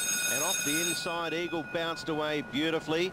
Phantom Falcon wider out, charging forward. Harbour Alert handy. Fairy Twins drops in for some cover. Jumbo Happiness settling down 5th on the rail, and then Red Warrior from My Ally. Storm Soldiers 4th last, Good For You. Jolly Convergence. Generous Heart settles at the rear. The leader is Eagle. He kicked through, holds the front from Phantom Falcon. Harbour Alert happy to sit on their backs in 3rd. 2 to Fairy Twins, Jumbo Happiness. Red Warrior's caught 3 deep for his debut on the outside of My Ally and Storm Soldier. 2 to Good For You, Jolly Convergence. 2 to Generous Heart, who sees nothing but backsides. Striding to the 450, and Eagle is 2 lengths on Phantom Falcon. Niggled along to chase. Harbour Alert, Fairy Twins closing in. Jumbo Happiness, Red Warrior, My Ally. Eagle's coasting at the moment. Fairy Twins going into 2nd from Phantom Falcon. Harbour Alert, then Jumbo Happiness, still Eagle in front. Fairy Twins grinding away, starting to cut back the margin. Jumbo Happiness, Eagle continues to lift, finds enough Eagle, and Eagle lands the prize. From Fairy Twins and Jumbo Happiness, close up My Ally, Red Warrior, Harbour Alert, Phantom Falcon. Good For You ran on late, wider out. And then Generous Heart from Jolly Convergence, and Storm Soldier weak and right out, clearly last. Eagle from Fairy Twins and Jumbo Happiness, and Red Warrior will take 4th. So well done to Jenny, her best bet home. And there were plenty of people around the world suggesting Eagle was a good bet tonight, and the £10 claims really kicked in the last 100 and secured the victory for Ricky Yu and Victor Wong. Number 8, Eagle, a 4-year-old by Fox Wedge. That's his first win. 1:10.71 the time. So most of the times have been on the slow side here at the Valley for opening night of the season. Ricky Yu's got a lot of nice young horses in his stable. A winner here. He presses the button, they're off. And off the inside, Eagle bounced away beautifully. Phantom Falcon wider out, charging forward. Harbour Alert handy. Fairy Twins drops in for some cover. Jumbo Happiness settling down 5th on the rail, and then Red Warrior from My Ally. Storm Soldiers 4th last, good for you. Jolly Convergence. Generous Heart settles at the rear. The leader is Eagle. He kicked through, holds the front from Phantom Falcon. Harbour Alert happy to sit on their backs in 3rd. 2 to Fairy Twins, Jumbo Happiness. Red Warrior's caught 3 deep for his debut on the outside of My Ally and Storm Soldier. 2 to Good For You, Jolly Convergence. 2 to Generous Heart, who sees nothing but backsides. Striding to the 450, and Eagle is 2 lengths on Phantom Falcon. Niggled along to chase. Harbour Alert, Fairy Twins closing in. Jumbo Happiness, Red Warrior, My Ally. Eagles coasting at the moment. Fairy Twins going into 2nd from Phantom Falcon. Harbour Alert, then Jumbo Happiness, still Eagle in front. Fairy Twins grinding away, starting to cut back the margin. Jumbo Happiness, Eagle continues to lift, finds enough Eagle, and Eagle lands the prize. Eagle does indeed. There's a photo for 2nd place. Fairy Twins holding on from Jumbo Happiness. Another winner here for Victor Wong for the season at any rate. Ricky Yu off the mark here for the Happy Valley season as well. It was 8-2-3-4 Red Warrior on debut. A nice run from him, finishing in 4th place. Certainly was. $27.50 and $12 for the winner Eagle over number 2 with Fairy Twins at $30. 3 Jumbo Happiness $16. Quinella 2-8 $182. The TS823 $942. The Trio 238 $165 for Eagle, getting home at the head of the field. Jenny, well done to you. Your best bet of the night home. Nice to get a best bet home, but well done to Victor Wong as well. From gate number 1 with that £10 off, and as soon as he jumped really fast, you knew you were going to be possibly in the finish there. The horse had enough stamina to go on with the job here today, so he's notched up his first win. Well done to Ricky Yu as well, so good effort. Certainly was, yep. I mean, that's pretty much how it looked like the race might play out, Paul, with Eagle finding the front. He did. And it was just about all over from there. He still had to work for it with Fairy Twins and Jumbo Happiness making a race of it. Yeah, it was good. And, you know, with that £10 claim, it helped. He got to the front. He wasn't really challenged. So he kicked clear on the turn and he won very nicely. Good run by Fairy Twins. He had a good run in transit and just behind all that pace and hit the line nicely. Jumbo Happiness ran well once again. A couple of good runs in behind. I thought the first start of Red Warrior, who ran nicely there for 4th, and also My Ally at the top. He hit the line very strongly over the 1200 as well. So maybe just slightly longer for him next time. Yeah, well, that was half my thinking. I was, taking a bit of chance. That's why he was paying that sort of price, I think. But in Class 3, whether it's here over 1650 or 1400 metres at Sha Tin, I think he might figure in whether it's a long shot or not next time, I don't know, but he might figure in the selections for sure. All right, Victor Wong then. What's that? 2 winners. He's registered already in the first 2 meetings of the season. Storm Soldier, Jenny, there was a lot of money for him, but he was practically tailed off in the end. I would check the vet report for him. He actually had some substantial blood in the track. He had 2 starts ago, this horse.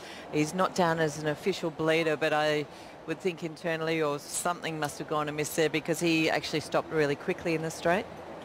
Yep, all right, so that's one for the steward's reports there, but yeah, Ricky Yu off the mark and Victor enjoying more success. That's £10 gold really, Tom, if you can find the front on a horse like this. Certainly is, because they have that weight advantage over a few of the rest of them, and they can be well rated in front and get away with a good run, a couple of easy sectionals. They're hard to roll. Certainly are. We'll take a check on other runners. Phantom Falcon must have dropped out quite quickly because he was on speed as well. We'll see it now in the patrol. We certainly will, and we're looking for the winner Eagle jumping from gate number 1. He just, when he jumped out, he lay out a little bit, but he was up there. So too was Harbour Alert for Grant Van Neerkerk, and the yellow and purple there, and whizzing around the outside there was Phantom, who was right up on the pace. So we'll keep an eye on what happened to him. But as they went down the back, Andrew, it was all Eagle, and he was getting good enough time of things in front. Yeah, it's pretty much on standard. 23.63, standard 27.7 for the first split, then 23.29, standard 22.9. So a little bit of a pull there. Red Warriors caught 3 wide here. So it's a good effort from him. He just rolls in a moment or so there on My Ally. Just had to check on him on the yellow jacket. As they swing in the straight, yeah, keep an eye on Phantom Falcon. He's dropped out quite quickly, but this is Bold Eagle from the front. They couldn't catch him. No, and he was just a little bit off the fence there. They tend to do that when they come around that sharp turn. Fairy Twins in the red cap with the yellow star boxed away well. My Ally just in behind them, and it was I thought it was a good run from Red Warrior after being caught wide. He'll keep again, and I think he'll pick up a win at short notice. It was Storm Soldier you saw crossing the line.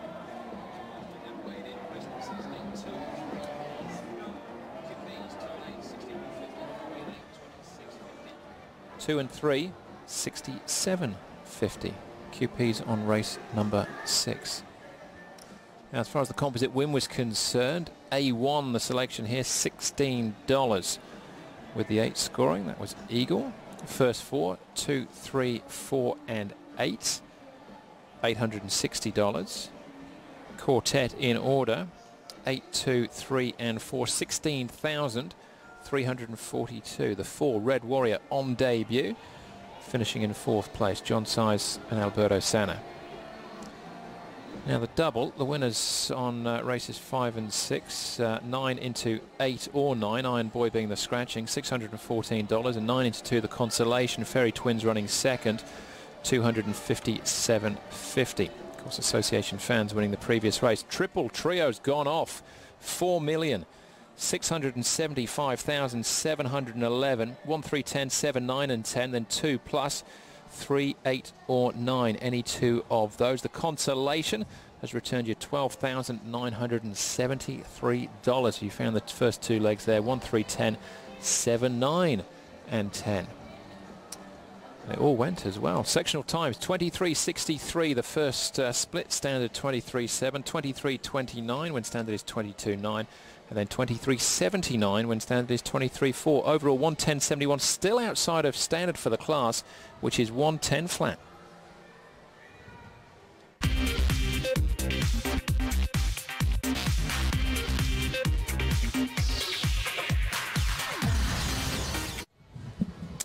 On to race number 7 then, class 3, 16.50 the trip here. Sky Melody is favourite, Founds and Purton once more.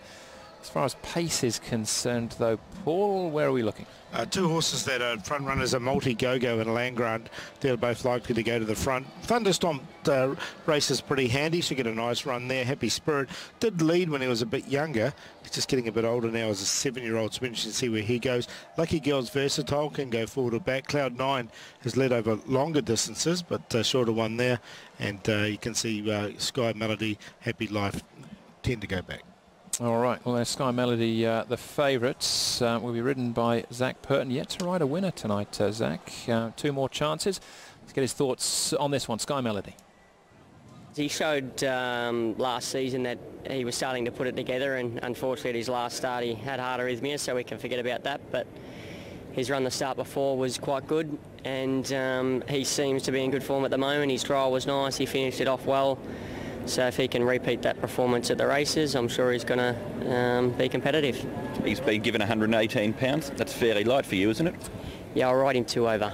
118, it's out of my reach. 120 is my minimum. How is your weight coming off the off-season, of course? Yeah, I probably enjoyed the victory of the championship last season a little bit more than what I should have. Had an extra couple of beers and an extra couple of celebratory dinners. So I come back probably a little bit heavier or slightly heavier than what I had hoped, but I've worked extremely hard from when I got back to the start of the season, and my weight has come down. I feel fit, I feel good, so you know, as you would have seen at the first meeting, I rode 120 and I'm riding 120 again, so you know, I'm happy with where it's at.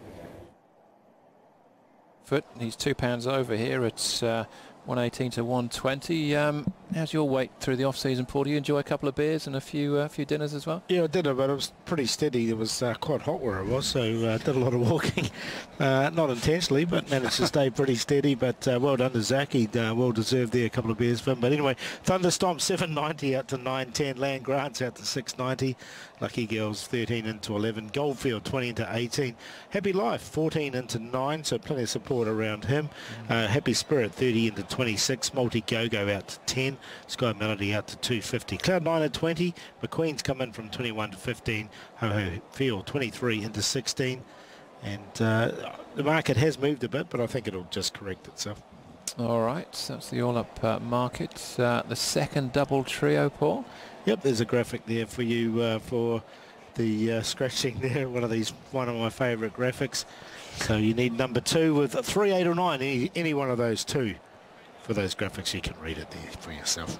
There you go. All right, you can see the stalls coming out into position here. 1650 starts once more.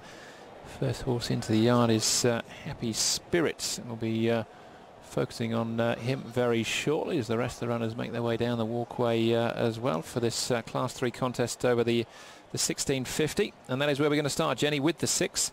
Matthew Poon in the saddle here for Manfred Mann. He's won 4 times in his career, Happy Spirit, 3 of them over course and distance, but didn't have the best season last year. No, he didn't. When he was winning, he sort of was able to put a few together. Now, you can see he's a really poor walker, this horse, but he always has been, even from day one. Now they've supplied him with some bandages in front as well. It's not making him walk any better, but you can see he's just stiff behind as well. So you can ignore the way he walks because he always has been poor. He does look very fit. He actually looks really quite healthy in his coat as well. So I wasn't all that taken by his trial. I thought it was just okay, but I think by his standards he actually looks okay. So rough place chance. Let's move on to Thunderstomp. It was a very easy victory for him last start, winning by a length and a quarter. He trotted up nice enough for a third behind Montreal at the Saturday evening trials a couple of weeks back. Yep, he's a fairly quiet and relaxed horse as well, but he's also quite a stiff walking horse behind and has been for a little while, so that's just my only little concern with him. But he maintains his overall strength. His demeanour's good. He's always been really quiet in the parade, and his fitness level doesn't look to be too bad either. He's a horse that always has a bit of substance to him, so I think he's good without being outstanding. Yeah, I like him. Thunderstomp. I've made him the best tonight. He's an each-way player at $9. I just thought the way the race potentially maps, he gets the perfect run, and he finished off last season on a high, and I think he can carry that through. This is the 3, Lucky Girl, Danny Shum and Alberto Senna. How's the off-season treated him, Jenny? I don't think he's been to the cosmetic surgeon.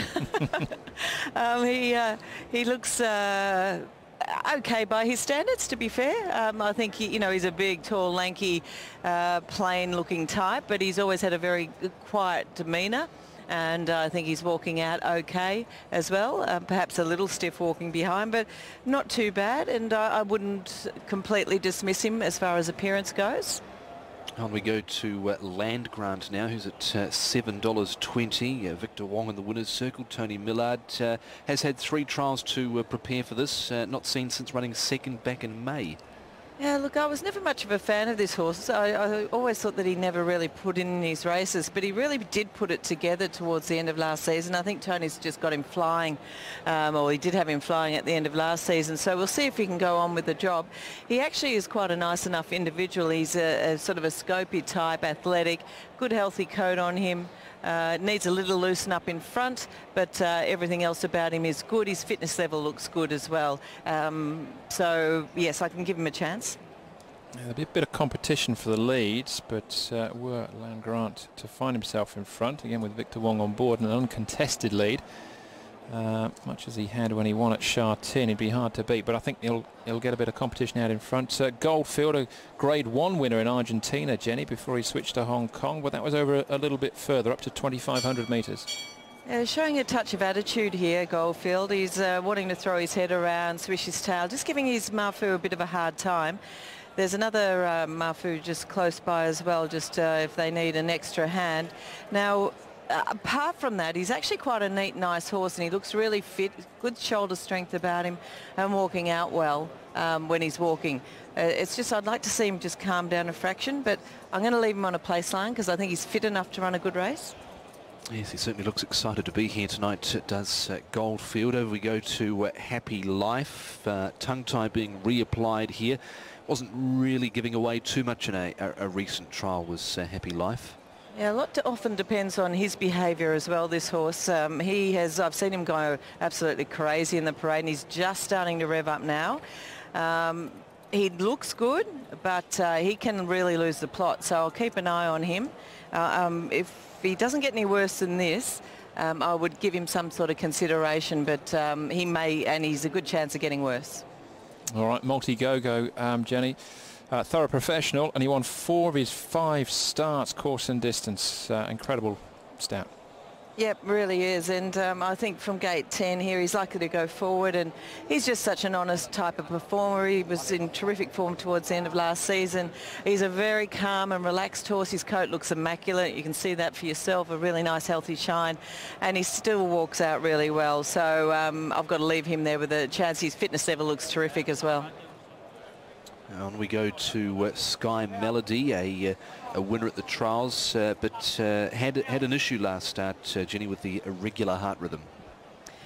He did, but his most recent trial was pretty good, and he also had a lame left leg as well, Sky Melody. That's back on the 11th of July. But you can see here he's got a really nice relaxed attitude. He's a long-bodied type. He's got a big strength in the chest area there. Not totally smooth in front. It's only minor but noticeable. But yeah, look, really relaxed, fit enough to run a good race here, and particularly off that trial as well. So I'll leave him there with a chance on looks. Yeah, put in a big run here at Happy Valley towards the back end of last season. Then went to Chartin and ran behind Consort and Glorious Forever. Cloud 9's the next one we see. Jenny's another horse that can roll forwards. Not sure he'll have the speed to see them off here this evening, but we will see. Yeah, and I just need to get a touch closer to him. There was a few just misbehaving a touch there. They're taking Goldfield out nice and early, and hopefully Happy Life they'll take out too. He's still just on his toes a little bit as well, that horse. Cloud 9, a horse that often looks good in the parade. He's probably a little bit on the limited side or at his mark, but he looks healthy and well, and he's been nice and relaxed here in the parade. Carries a little bit of weight around the midsection, but he's good. Place chance. Winner of 3 in his Hong Kong career. Down to McQueen. This horse did return lame last start, but subsequently has run 5th at the trials. McQueen for Grant Van Niekerk and David Ferraris. Yeah, I thought he was a little bit one-paced in that particular trial, but it was on the all-weather surface, so can't read too much into that. The horse actually parades quite nicely here. I know he's a 7-year-old and he probably wanted a bit further, but I can't really fault him too much on appearance. He's healthy. He's quite a neat horse. He looks like he's walking out nicely enough, and I don't think he's unfit. So I'm going to leave him there with a place chance at odds. Ho-Ho Field, the last one we see then. Eddie Life for Dennis. Yep, a 2-time course and distance winner. He'll get back and should enjoy a solid tempo, which he'll get. Yep, he should. He's just got the head up in the air a little bit. That's often what he does in the parade. He's bandaged in front as well, which is often the case for him as well. He looks to be quite fit and healthy looking in his coat. He's not the smoothest of walkers, but he's certainly fit enough, so can't rule him out either. So he's there at 18 and $4.20 as they begin to head out for the Deepwater Bay Handicap. Paul, what's happening in the market? $2.20 currently about the favourite Sky Melody. It's a lot of money for Zach Purdon's mount here with the Casper Founds teaming up. He's the clear favourite from Land Grant. It's $7.60, $9.20 about Thunderstomp. They're the only 3 in single figures at this stage. Then we go 10 about Multi Go-Go. Happy Life is at the similar price. 12 about Lucky Girl. And then after that we're into the teens with Multi Go-Go. So McQueen 16, Cloud9 18, Ho-Ho Field 18, Goldfield 18 as well. But it's a lot of support here for Sky Melody at $2.20. Yeah, heading in towards even money here, Jenny, as they head out onto the track. Second last here this evening. Who are the top 4? I'd be happy enough to go with the Tony Cruz train number 7, Multi Go-Go. I thought he paraded really well. He's run about 10 to 1 as it stands here. He's a lovely relaxed horse. He looks terrific in his coat. He also looks fit enough to run a good race here as well. So from gate 10 he probably roll forward, and if he can get across easy enough he should give you a really good sight. I thought the 10 had to go in. McQueen, I know he wants probably a bit further, 1800's more his go. But he looks, well, he's just sort of looking a bit fresh there going towards the gates as well. But he looks in good order, so I'm going to throw him in. He's at a little bit of value as well. Sky Melody, strong-bodied horse, still a maiden here in Hong Kong, but he does look well. He's a lovely relaxed type. So he goes in. He's carrying 2 pounds extra for Zach Purton here. And of the rest, number 2, Land Grant, very calm, relaxed, athletic type. Looks in pretty good order. And his form towards the end of last season was terrific. So we'll see if he can go on with the job here. 7-10, 8 and 2. Okay, thanks for that, Jenny. For race number 7, they're making their way to the start. Brett up on level 8. Favourite here is Sky Melody at $2.20, so rather short. He is skinny, no doubt about that, Tom, but I have got him as the on-top selection. Zach Purton yet to ride a winner tonight. He's had a couple of seconds and a third, but he finishes strongly with Fortune Booth to go around in the final race, and Sky Melody here.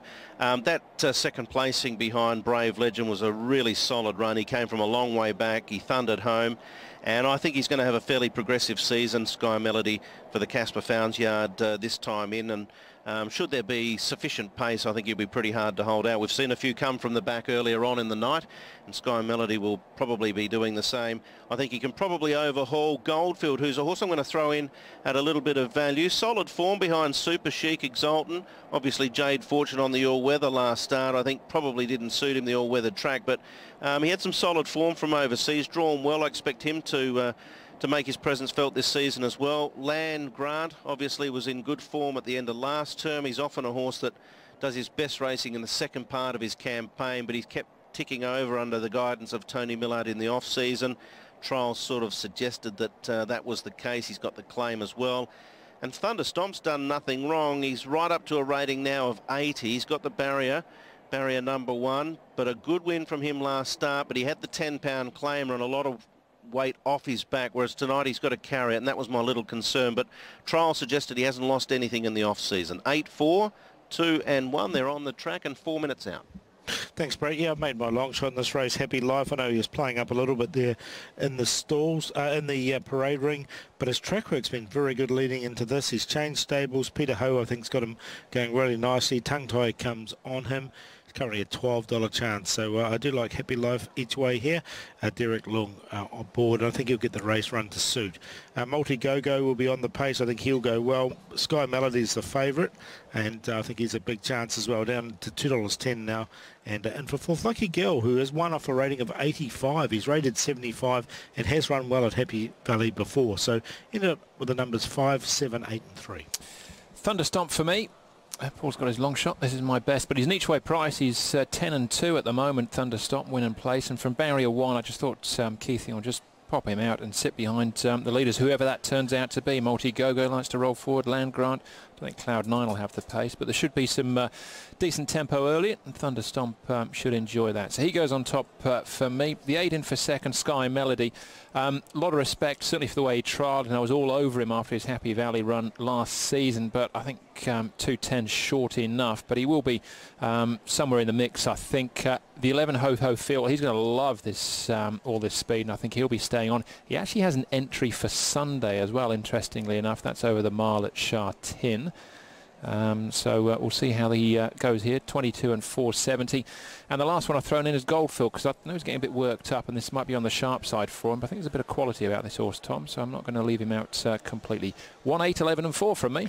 I've gone with 7 Multi Go-Go on top here. Jack Wong and Tony Cruz. Looked a little bit one-paced last start, but his win 2 runs ago in Class 4 was good. I'm going to give him the benefit of the doubt of his last start performance, first time in this grade, and probably looks to be sitting up somewhere near the leader, on the outside of the leader, which probably looks to be Land Grant. So we'll go with 7 to beat the 8, and that is Sky Melody. Good recent trial, I thought, when winning. Did have issues last start when a beaten favourite. of the rest. Goldfield goes in, is racing some good races, Goldfield, the Queen Mother Memorial Cup, also the Classic Cup behind Singapore Sling. So they've obviously got a bit of an opinion of him. Goldfield number 4, and Thunderstomp my next best, third in a trial behind Montreal. I thought it was an easy victory last start. Certainly was in the end by some 5 lengths. So 7, 8, 4 and 1, Jenny. I've gone with the 7 on top as well. He's getting a nice warm-up as well, multi-go-go. I thought in his most recent trial he was given a fairly good hit out in that as well.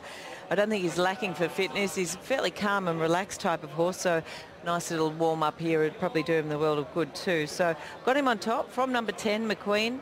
I would prefer him over a bit further, but the horse looks really well, so I have to put him in. He is awkwardly drawn in gate 11, but likely to roll forward, and if he can get over easy enough, perhaps he could be there for a while. I thought the 8, Sky Melody, had to go in as well. He's very short in the market, so not a lot of value, but the horse looks well. He's a lovely relaxed type. And then the 2, Land Grant, also paraded really nicely. Very athletic type. Form towards the end of last year was good. They've gone for the blinkers again on him. And if he also goes forward, he should probably run well. 7, 10, 8 and 2. All right, down at the start, 60 seconds out, even money now, the favourite, the play, Paul.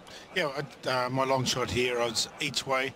The 5, Happy Life, now 13 and 360. I think he's a good price each way. Is Sky Melody, as you mentioned, now $2 chance, and he's been very well back. Land Grant, the only one that's now in single figures at $6.80. Then we go 11 about Thunderstomp, 12 Lucky Girl, 13 Happy Life. A lot in the teens here. Goldfield at 15, and as I mentioned, as I speak, he's just come into 13, so plenty of support for him. Multi-Go-Go's at 12. And 18 about Cloud 9, and McQueen's just gone out to 20. So at this stage, Sky Melody is now odds on. He's $1.90, and he's been Goldfield's the one that's been well backed in the exotics from the Quinellas with every runner. So the 8 and the 4 are the ones you got to look at as far as the betting's concerned. Yeah, interesting indeed. Tom highlighting some of those races he ran in last season. He was well beaten in a few of them, but as you say, Tom, they must have, and they should think something of him because he's a Grade 1 winner before he came here. Yeah, so they've tried him in those races. He hasn't really materialised in them, but there could be a lower end decent race for him somewhere through the season, potentially at Goldfield. So with whatever he does tonight, he'll certainly improve on, and yeah, he's at 13 and 440 at the moment. All right, there's Happy Life. He was a bit stirred up in the yards, Paul, but he can do that. It's not unusual for him. No, and he has won here before, so he has been here, done that. And you can see he's on his toes there now, but he's not splitting up too much. Lucky Girl is another one that's run well here at Happy Valley before, so interesting to see how he goes. Lucky Girl, $14. There's always one of those ones where you always say he when you say Lucky Girl. You always have to think twice when you say it, but he is a gelding. But Sky Melody, more money now. The punter's just absolutely piling into him. He's $1.80.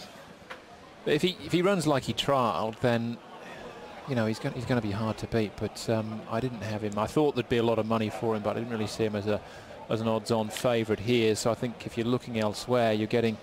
Well, there's only one other horse in single figures at this stage. I think there's each way value to be had outside the favourite now. Yeah, and that's one of the reasons I did do a long shot here in this race, because he has come up pretty short, but Goldfield's the one that punters are latching on at the double figure price now. He's gone green on a place line now as well, 13 and $3.09. He's been back with every other runner. He's gone the big Quinella with McQueen's been quite well backed as well, 4 and 10 at a big price. But yep, he's the one that's coming late, but $1.80 about Sky Melody. It's pretty short, Brett, as the light begins to flash. The first couple will move forward here for race number 7. The last is a great event, race number 8, Class 2 over the 1,200 metres, but this is turning to a fascinating contest as well with Sky Melody at 180. Yeah, he's very short, isn't he? $1.80. Backed with a great deal of confidence, Sky Melody. Good support too for the former Group 1 winner from Argentina, Goldfield. $1.80 Sky Melody, $7.40 for Land Grant, and then $13 Lucky Girl. Goldfield 18 into 13. $12 for Thunderstomp out from 9.1. 15 about Happy Life. 12 Multi Go-Go and 19 for Cloud 9. So Sky Melody Red figures on offer for the favourite here. Race 7 of the night. Deepwater Bay, they're off. Patchy Start, Ho Ho Phil, Lucky Girl, Happy Life, McQueen, all got out slowly. Away Fast Land Grant, and he charges forward. He's trying to hunt the rail. Thunderstomp, Cloud9 make it a touch difficult for him, but eventually he'll get over. Multi Go-Go away well enough to try and cruise to the outside of the leader. Cloud9's just making him earn that spot. Sky Melody, Purton's got him into a gun run in the early stages. 1 out, 2 back. Outside of Ho Ho Phil. Lucky Girl 3 deep, looking for a slot in. It's not available. Kicking through Happy Spirit and Happy Life the rail. 2 to Goldfield and 2 to McQueen, who settles at the rear. Lead section is strong according to the times on the clock tonight. 27.7 the lead time. Striding down the back, and Land Grant at the 800, 2.5 clear from Multi Go-Go second. Third is Thunderstomp the rail. 2 to Cloud9, a length Ho Ho Phil, a length Sky Melody. This has been run at a solid clip throughout. Happy Life worse than midfield the rail. From Happy Spirit between horses and Lucky Girls 3 deep. Then Goldfield and McQueen's last, and he's a good 10 to 11 from Land Grant, who's bowling along at the 400. A length and a half clear, Thunderstomp, Multi Go-Go. Cloud9, Ho Ho Phil, Purton, Pill, Sky Melody to the outside. It's Land Grant in front. A length and a half to Thunderstomp, Multi Go-Go. Sky Melody now coming with big strides. Sweeps up, hits the lead from Land Grant. Then Cloud9 and Thunderstomp, and Sky Melody's coming away to win it as an odds-on favourite should. Sky Melody from Cloud9, Land Grant. McQueen took 4th over Thunderstomp. Then Goldfield, who made some headway from the back with Happy Life, Happy Spirit. Next in, Ho Ho Phil from Multi Go-Go. Lucky Girl had a torrid run last. Sky Melody, Zach Purton, Casper Founds. He started a short quote. He actually got out to even money in the end. $1.80 out to $2. But after 300 or 400, you would have been fairly comfortable with his position in the run. 1 out, 2 back. Land Grant made it a bit of a staying contest out in front. And Sky Melody, known for his powerful finish. We saw that at the back end of last season. And he's produced his first win here, the 5-year-old by High Chaparral at start 9. Former Australian galloper who won at Doomben and also at Ipswich, I think. Performed well there anyway. 8, 9, 2, 8. Sky Melody, good run. Cloud9. Land Grant 3rd, 10, 4th. 7 of the night, Deepwater Bay, they're off. Patchy Start, Ho Ho Phil, Lucky Girl, Happy Life, McQueen, all got out slowly. Away Fast Land Grant, and he charges forward. He's trying to hunt the rail. Thunderstomp, Cloud9 make it a touch difficult for him, but eventually he'll get over. Multi Go-Go away well enough to try and cruise to the outside of the leader. Cloud9's just making him earn that spot. Sky Melody, Purton's got him into a gun run in the early stages. 1 out, 2 back.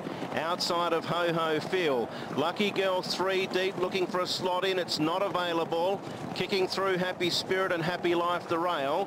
2 to Goldfield and 2 to McQueen, who settles at the rear. Lead section is strong according to the times on the clock tonight. 27.7 the lead time. Striding down the back, and Land Grant at the 800, 2.5 clear from Multi Go-Go second. Third is Thunderstomp the rail. 2 to Cloud9, a length Ho Ho Phil, a length Sky Melody. This has been run at a solid clip throughout. Happy Life worse than midfield the rail. From Happy Spirit between horses and Lucky Girls 3 deep. Then Goldfield and McQueen's last, and he's a good 10 to 11 from Land Grant, who's bowling along at the 400. A length and a half clear, Thunderstomp, Multi Go-Go. Cloud9, Ho Ho Phil, Purton, Pill, Sky Melody to the outside. It's Land Grant in front. A length and a half to Thunderstomp, Multi Go-Go. Sky Melody now coming with big strides. Sweeps up, hits the lead from Land Grant. Then Cloud9 and Thunderstomp, and Sky Melody's coming away to win it as an odds-on favourite should. Sky Melody from Cloud9. The money was on, and the money was right. Sky Melody for Zach Purton and Casper found Zach's first winner of the evening in actual fact, but it would seem that half the course was on, Tom. They certainly were. Closed off even money in the end at $2. $2 the quote in the end for the winner. 20 and 12 for number 8. Sky Melody. Over the 9 second to Cloud 9 at 36.50. Land Grant stuck on okay at $21.50. Quinella 8.9, 135.50. TS 892, 1,234 on the trio. 2, 8 and 9 returned at $299. But Jenny, Zach on the board for the first time tonight with one race to go, but very short in the end at $2, but just drifted late in the piece. Yeah, well, there was plenty of pace on there, so it suited Sky Melody down to the ground, didn't it? And Zach had this horse midfield, one off the fence. He was able to go on with the job quite nicely there. When they came into the straight, he did brush a little bit with Cloud 9, but he was definitely going better than him. Yeah, Cloud 9, one of the two Tony Millard runners in the race, Land Grant being the other one, who fought out second and third place. But no match for the win in the end. Poor Sky Melody is a decent turn of foot, and never really too many anxious moments for favourite backers. No, not at all. And Zach put him in a really good spot earlier on, and he had the pace perfectly run to suit, and he hooked out on the turn, and it was good night there, so away he went and won very well. So a lot of support for him. He came all the way into $1.80. He drifted out a little bit late with a bit of other money, ended up even money.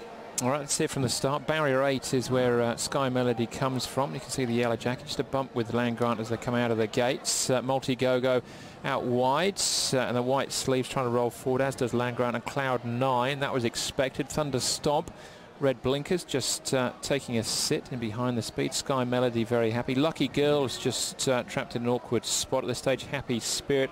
Ho-Ho Feel, Goldfield, there was money for him as well in the blue and white striped jackets, and all the way back there to McQueen, who trails them at this stage. 27.78, just inside of Standard Poor the first split, but only a tenth or so.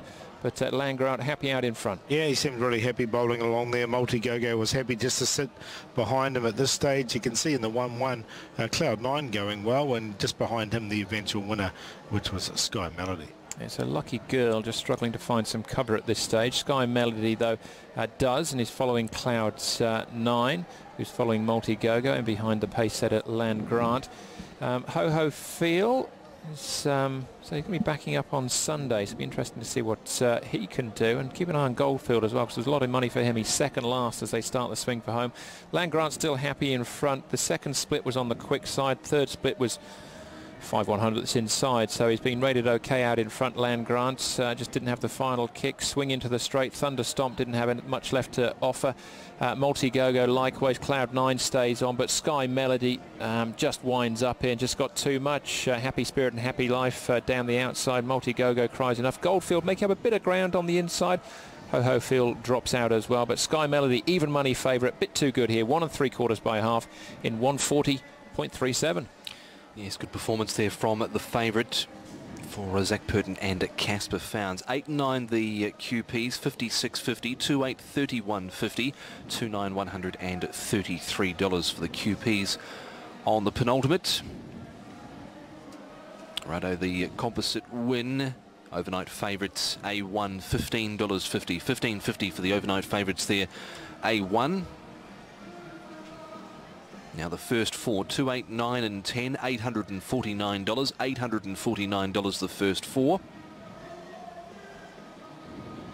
And the quartet dividend, 8, 9, 2 and 10, returns just over $9,000, $9,003 there for the quartet.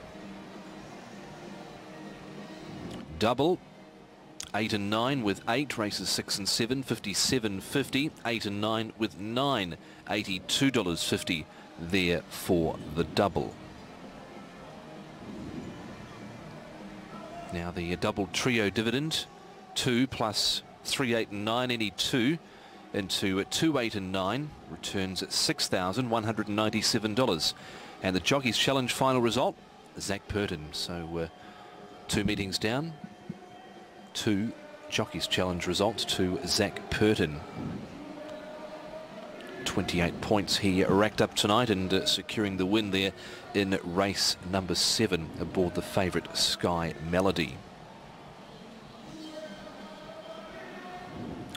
Now the sectional times, 27.78, standard 27.90, 23.32 in standards 23.95, 24.55 when standard's 24.60. 24.72 standard 23.85. 140.37 just outside standard 140.30.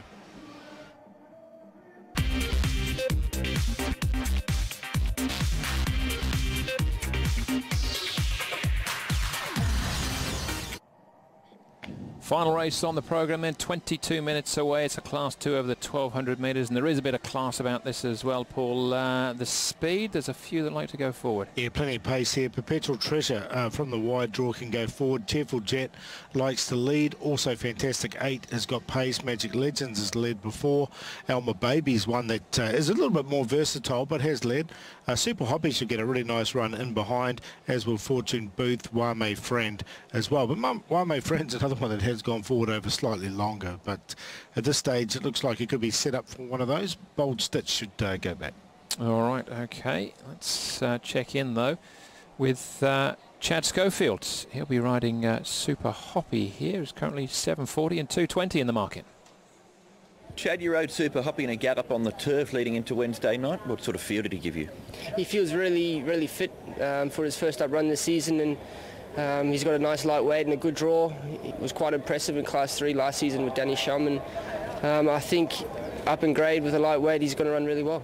This is a ride from the Danny Shuman stable. A couple of his riders that used more last season aren't riding here this season. Is he someone you're planning to ride a bit more for this season? Yeah, definitely. I'm hoping so. I've been riding a bit of work for him in the mornings, and he's offering me a few rides, which is really nice. So it'll be good for me if I can win on the horse tomorrow night. And this is the first time we've spoken to you for the season, coming off a pretty significant off-season. Congratulations on your engagement. Yeah, thank you very much. Very exciting. You know, we should get married hopefully in the off-season next year, and yeah, can't wait for it.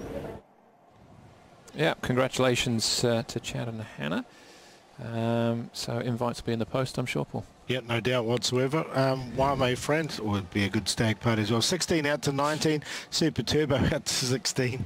Fortune Booth. Even money here. Bold Stitch is out to 8.30. Magic Legend out to 8.20. Alma Baby 33. Cheerful Jet 25 out to 28. Kingsfield 24 out to 26. Fantastic 8 14 into 10. Perpetual Treasures out to 54. He's the outside of the field.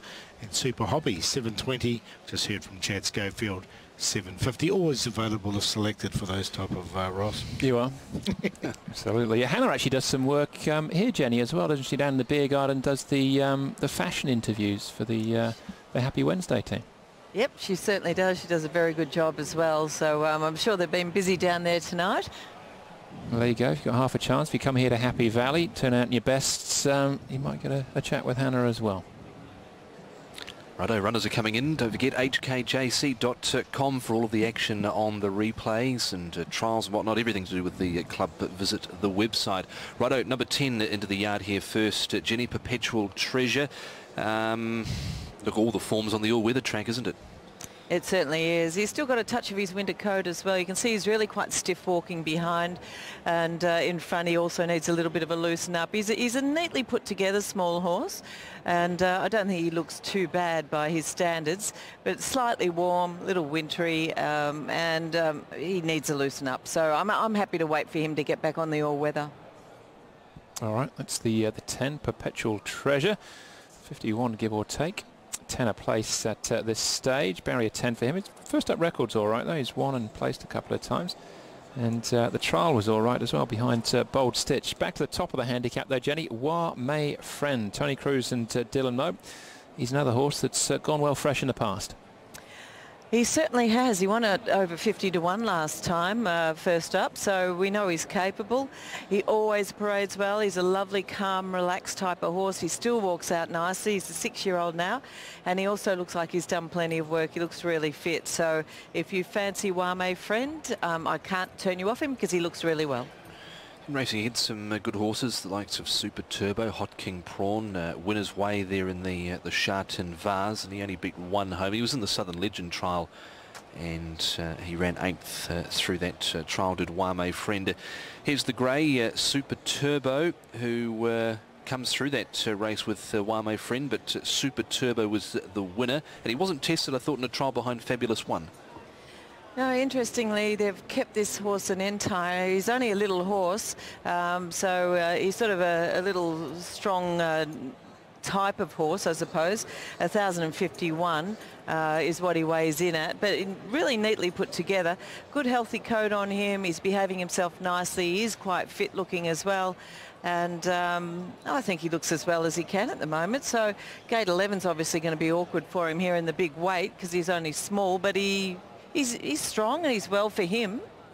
One on his final start last season, on the final night in actual fact, so he could score here on the first night's back. He'll get back anyway. He'll appreciate, say, a strong tempo.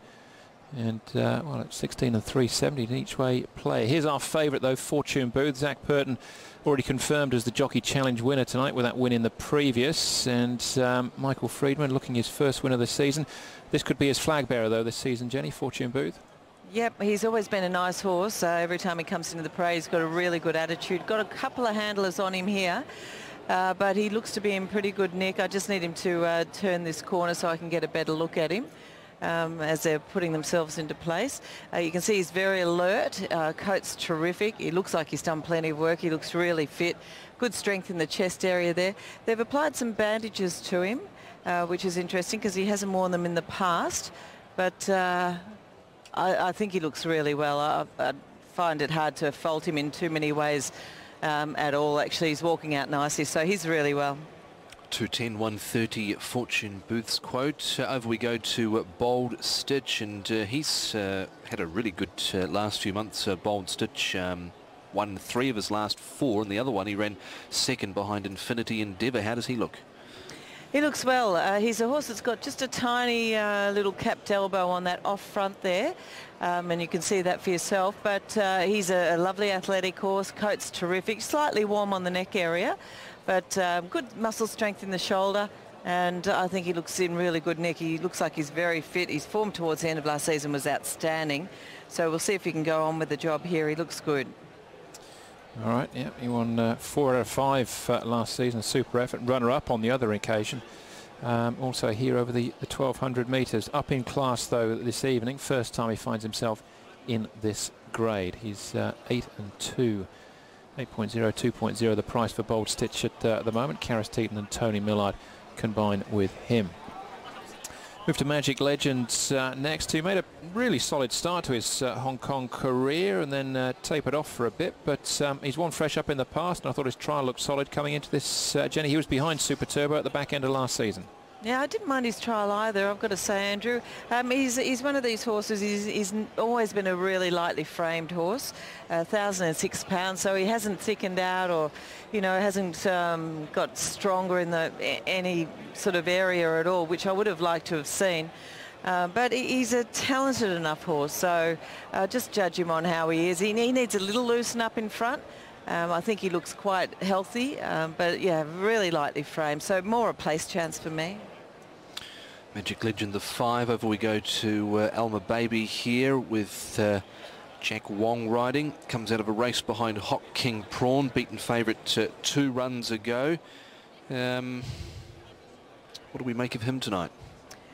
Yeah, look, I think you can forget that last run of his. He drew gate 12. He's drawn gate 2 here, and he's one of these horses he can bob up every now and again. I was almost going to make him a long shot, and I don't mind the look of him either. I think he looks strong and well. He's beautifully behaved. He's walking out nicely as well. 8-year-old now, so he's getting on a bit, but he looks fit enough and strong enough, so a rough chance. All right, that's Alma Baby. Mechoy Jack Wong. 3-time winner. 12 on the turf and 12 on the all-weather as well. Cheerful Jet had a really good season last year, Jenny. 3-time course and distance winner. The one on the turf and the all-weather. Yep, and all with Zach Purton on board as well. Umberto rides him here tonight. Now, he's looking quite well. He's a rather fit horse, and his attitude does appear to be quite good as well. I'm not going to put the pen through him. You know, he doesn't stand out, so I'm going to have him more on a place line, but I like his attitude. Not a bad overall record, really. 4 from 13. 3 other minor placings next to his name, Cheerful Jet. The 7, he's longer in the market at $25 and $5.90. The son of Darcy Brahma. Casper Founds, the trainer. Move on to the next of them shortly. Here we go with Kingsfield. Gear changes here. The blinkers have been reapplied. 6th in a try. I thought it was a nice enough run on the fence from him. Got squeezed up near the 500 last start. Yeah, now I was querying him quite a bit last time I saw him behind, the way he was walking, and he's still not totally clean on it, but he's a bit better. He's just a little bit stiff walking. In front he's okay. His coat's beautiful.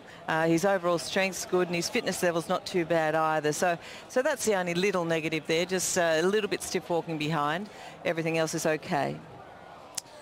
All right, I'm just playing up there. Who's that Fantastic 8? We'll get to him in a second. This is Kingsfield, though, Jenny.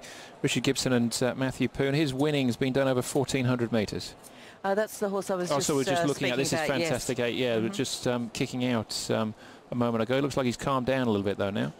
Yeah, look, he sort of walked in with a slight attitude. He's just starting to get a bit more revved up now. A really nice horse. He's a lovely sort of strong-bodied horse, this guy. Another handler just been put onto him now, so he might settle back down again. He's not too hot and bothered at this stage.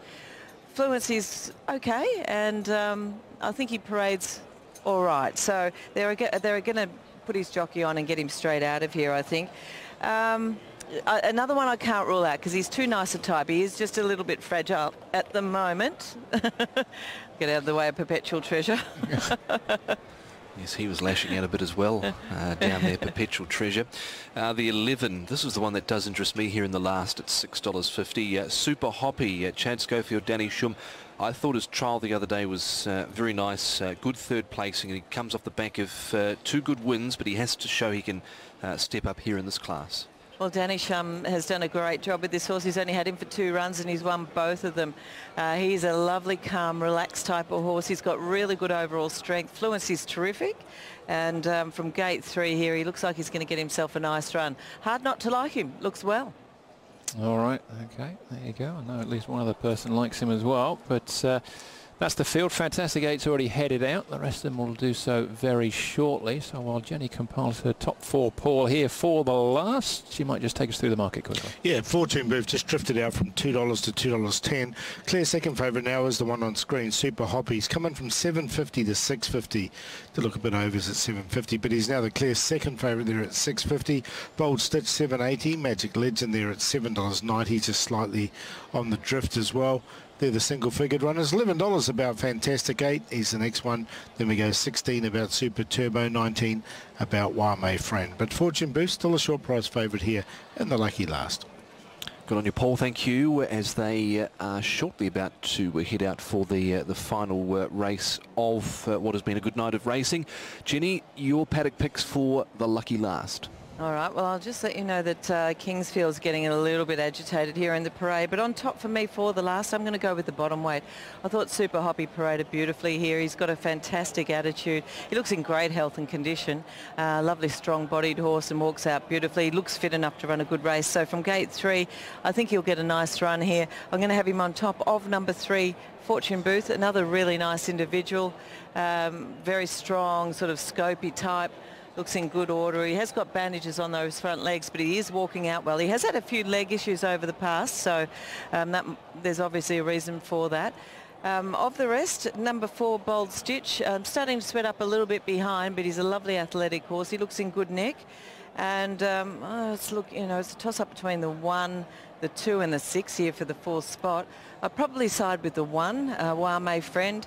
He's just such a lovely, relaxed type as well. He looks in great order, and he's a horse that when he's right, he's quite good. He hasn't been for a little while, so we'll see if he can turn it around, but he does look well. So I've gone this way for the last. Good luck. If you're having a bet in the last, I'm going 11, 3, 4 and 1. All right, Super Hoppy on top in the last. 5.8, 2.1. The prices at the moment, 11, 3, 4 and 1 from Jenny Bretts. There's been plenty of big price winners this evening, but even money in the previous, and Zach looking to double up here on Fortune Booth. He is, yeah, he's $2.20. Look, he's definite chance in the race, but this is a strong class too. I wouldn't like to take sort of too skinnier odds about anything in a race of this depth. We could sit here and talk about what Bold Stitch did last season. Super Turbo's a track specialist. He won his last start. Super Hoppy's won his last 2, so there's a lot to deal with here. When you sort of add things up, I think Magic Legend's actually quite well placed. Now, his last win was off a rating of 99. He's down to 88. Last season, 17 starts and he had 6 fourths. That was the best he was able to do. But he did win his first 4 starts when he arrived here in Hong Kong, was touted as potentially being a group horse, and it just all sort of, I think, came along very quickly for him. He skyrocketed up the ratings, and then it just got a little bit too much, hence the drop last season with no, finishes in the first 3. All of a sudden now in the off-season, he's got a little bit more relief as well. He comes here to the Valleys, run a couple of races here and finished 4th. But of course those were races when he was probably a little bit highly rated. So coming in here with a nice barrier for Douglas White, who knows the horse well. He has won all 4 races on him. I'm happy to go with Magic Legend. I think Fortune Booth's a clear-cut danger. I'm going to throw Fantastic 8 in because he's a horse that's going to be up on the pace, and potentially he and Cheerful Jet might get the lead between themselves, and I think he's the stronger of the 2. And then number 11, Super Hoppy. We don't quite know how good he is yet, but Danny Shum's obviously extracted a fair bit out of him at his last 2, and he'll get a taste of a Class 2 company here with a lightweight, and there's every chance he could clearly be good enough. But it's a good contest. I'll go 5, 3, 9 and 11. Paul? Yeah, I made 11 the best of the night. He's come in from 750 into 540 already. He did look overs at 750. The reason I like him, he gets £10 off Fortune Booth. He's had 2 starts for Danny Shum. He's won them both here at Happy Valley. So he's unbeaten at Happy Valley. He's a bit untapped. He's got barrier 3. There's plenty of pace. He can just sit in behind it. I think he's a really nice horse, and he has gone well fresh in the past. So I think he can beat the favourite. So I've got him there at 5.30 now, so he's still coming in. Magic Legend, agree with Brett. I think he'll get a nice trail just in behind. Cheerful Jet is the one at odds. I've put him in. He ran some really good races last season on the all-weather and here at Happy Valley. I think he can run a race at a big price, and of course Fortune. But if he gets his head up a little bit, I just wondered from barrier 1, if he does get shuffled back a bit, is he going to have some problems? And he's had some lameness issues as well. So I don't want to take the $2.30 to find out about him, but I'm more than happy to take Super Hoppy. Yeah, the price is short enough, as you say, Paul, and Brett did as well, in a race of this quality. But I do think Fortune Booth is a very, very nice horse. I've got a lot of time for both him and Bold Stitch. You've got to put them in an order. I sided with Fortune Booth in the end because Bold Stitch, a potentially awkward gate in barrier 8 as opposed to Fortune Booth. Whether it's a positive or negative, we'll find out in due course, but one thing's for certain. He gets the shortcuts, just needs a bit of room and luck down the straight. He's a class act, Fortune Booth, so happy with him on top. The 3 and the 4. The 5 then, Magic Legend. Brett's made a very strong case for him as well, and I certainly wouldn't put you off. And the 8, Kingsfield. I just thought he might be staying on quite strongly in the closing stages. Again, the trip might be on the sharp side for him, but the trial was very good coming into this.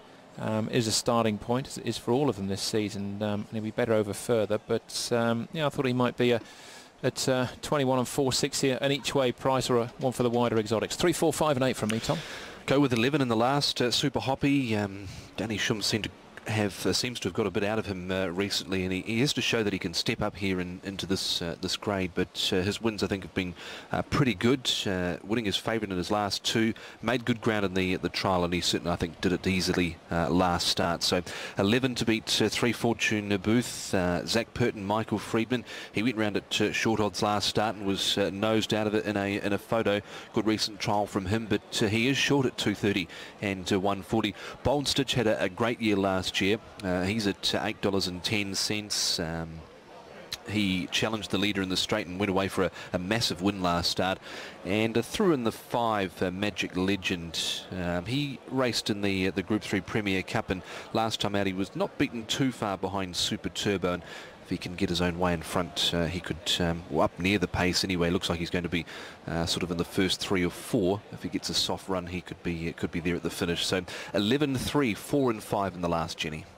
I've gone with the 11 as well, Tom. I thought Super Hoppy paraded beautifully. He's got a fantastic attitude. He is nicely drawn in gate 3, and he's going for the hat trick here. He's up in grade, so it's a tougher assignment, but he does get in with 117 pounds.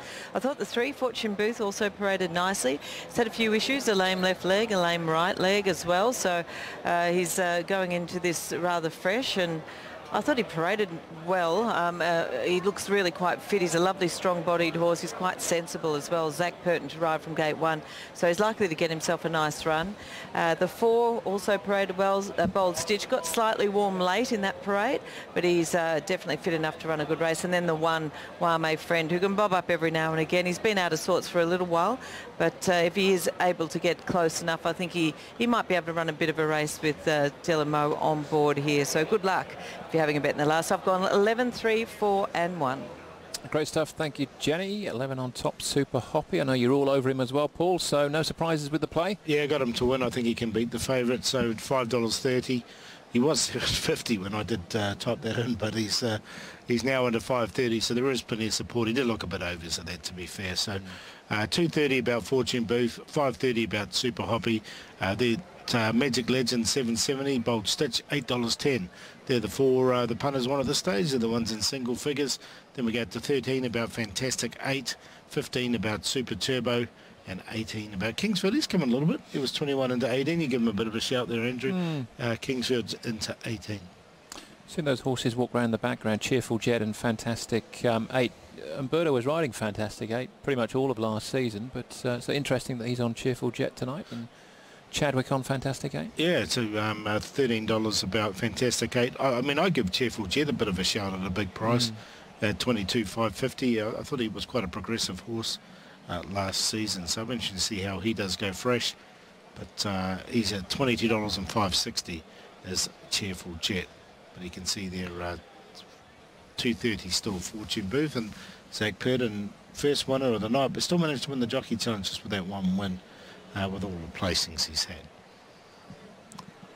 Yep, solid start for the champion. So he is top of the leaderboard at this stage, very early stage. But Grant Van Niekerk had a double on the weekend, but nothing for Grant this evening, and doesn't ride here. We'll obviously reconvene again on the weekend back at Sha-Tin, where Rattan will be going round again. Interested to see how he backs up. Yeah, he all but one, obviously, just beating the nose, just sort of mugged late on the line, didn't he, by world record, coming from the back. So it was a good run from Rattan, and does look like a progressive horse. Money's coming now for Kingsfield there. He's now into $15, so plenty of support around him. And the Super Hoppy Kingsfield, Quinella and Quinella places have been very well backed as well. Just going back to that race on Sunday, there weren't too many entries for that Rattan race, but if they're going to back him up again after he was only beaten a nose the other day, yep, he'd have to be another big chance again for sure. No, definitely. It was a really good run from him, and he came from well back. So did the winner, to be fair. Came probably from behind him, but the two of them did come from the back. Cranji Mile runner-up in that race as well, Horse of Fortune, who's now in Dennis Yip's yard. Yeah, so I noticed that actually. That's an interesting one. A change of stables there was with Tony Miller, of course. So had a fair bit of success with him as well, yeah, but as is the owners want, they've changed the scene, and it'll be interesting to see how they all line up. Romantic Touch going round as well for Tony Cruz. Had a good big season last year, but as we wind up to this final race tonight, there's our favourite on screen, Fortune Booth, getting a bit warm, but it's been a very warm evening. Kingsfield continues to shorten. There's been money for a few of Richard Gibson's tonight. There has, and obviously this one's been really well backed. He's now into 14. I think he was 21 when we went through the prices earlier on, so a lot of support for him at 14. He's been well backed in a few of the Quinellas as well. Super Hoppy's been backed with it in a lot of Quinellas. As Fortune Booth drifts now, he's out to $2.40. He did look a bit short at even money, didn't he? He did, yeah. In a race of this depth, I suppose the success of Zach in the previous might have obviously made an effect there. But the goggles are starting to come down. There's Perpetual Treasure, who's just about, he is the outside of the field. Keith Young in the saddle. Alma Baby, Jack Wong from Barrier 2. But our favourite Fortune Booth will jump from the inside gate. Zach Purton looking for win number 4 of the season, and Michael Friedman to get off the mark. The light is beginning to flash here, Brett. It's been a very exciting night's action here at Happy Valley, and a big race to close the card. Thanks, Andrew. Yes, that it is. It's a real classy contest, isn't it? Class 2, 1200, the Big Wave Bay Handicap. Fortune Booth, who won his First start here in Hong Kong is the race favourite at $2.40. $8.90 for Bold Stitch, who won 4 or 5 last season. Magic Legend 7.1, 5.1 for Super Hoppy. Late money for Kingsfield, $20 odd down to 14 as they move up. Super Turbo, a last start winner at 15. So favourite 3 at a longer price, the 8's being well tried. Final race of the night, back to Sha Tin on Sunday. Korea Sprint involved in that meeting. As a simulcast, they're off. Super Turbo, no pace with Bold Stitch. Cheerful Jet was one of the first to appear, and Alma Baby's trying to match his pace. Perpetual Treasure wider out. Magic Legend and Fantastic 8 are all driving forward. Wame Friend and Fortune Booth got away nicely. Midfield on the rail. A length away Super Hoppy. Kingsfield's 3 deep. 2 back to Bold Stitch, who's last of all with Super Turbo. The leader is Cheerful Jet from Magic Legend, who got to his quarters in second, reaching the 650 metre point. Perpetual Treasure's out 3 wide. On the outside of Alma Baby, the rail, and Fantastic 8 between horses. Fortune Booth travelling strongly midfield. He's going to need a little bit of room to move Purton when they corner in, but he looks a big chance from that position. Kingsfield, Wame Friend, Super Turbo hugging the rail. Super Hoppy comes wide. Bold Stitch, Cheerful Jet cornered in. Magic Legend, Alma Baby, Fantastic 8. Fortune Boost now come to the outside part of the track. Super Hoppy winding up from the back. Cheerful Jet in front. Fortune Booth, Fantastic 8. Super Hoppy right over the top. Fortune Booth striking the lead. Super Hoppy's cutting him back. Super Hoppy went to Fortune Booth, got up. Super Hoppy over Fortune Booth, final stride win. Cheerful Jet might have hung on for third. Super Turbo, Fantastic 8, Alma Baby and Kingsfield from the back. Wame Friend, Bold Stitch, Magic Legend. A distant last is Perpetual Treasure. Super Hoppy, he knew where the line was. He's cut down Fortune Booth, and Cheerful Jet has held on to third. What is it, Alma Baby fourth. Kingsfield ran well.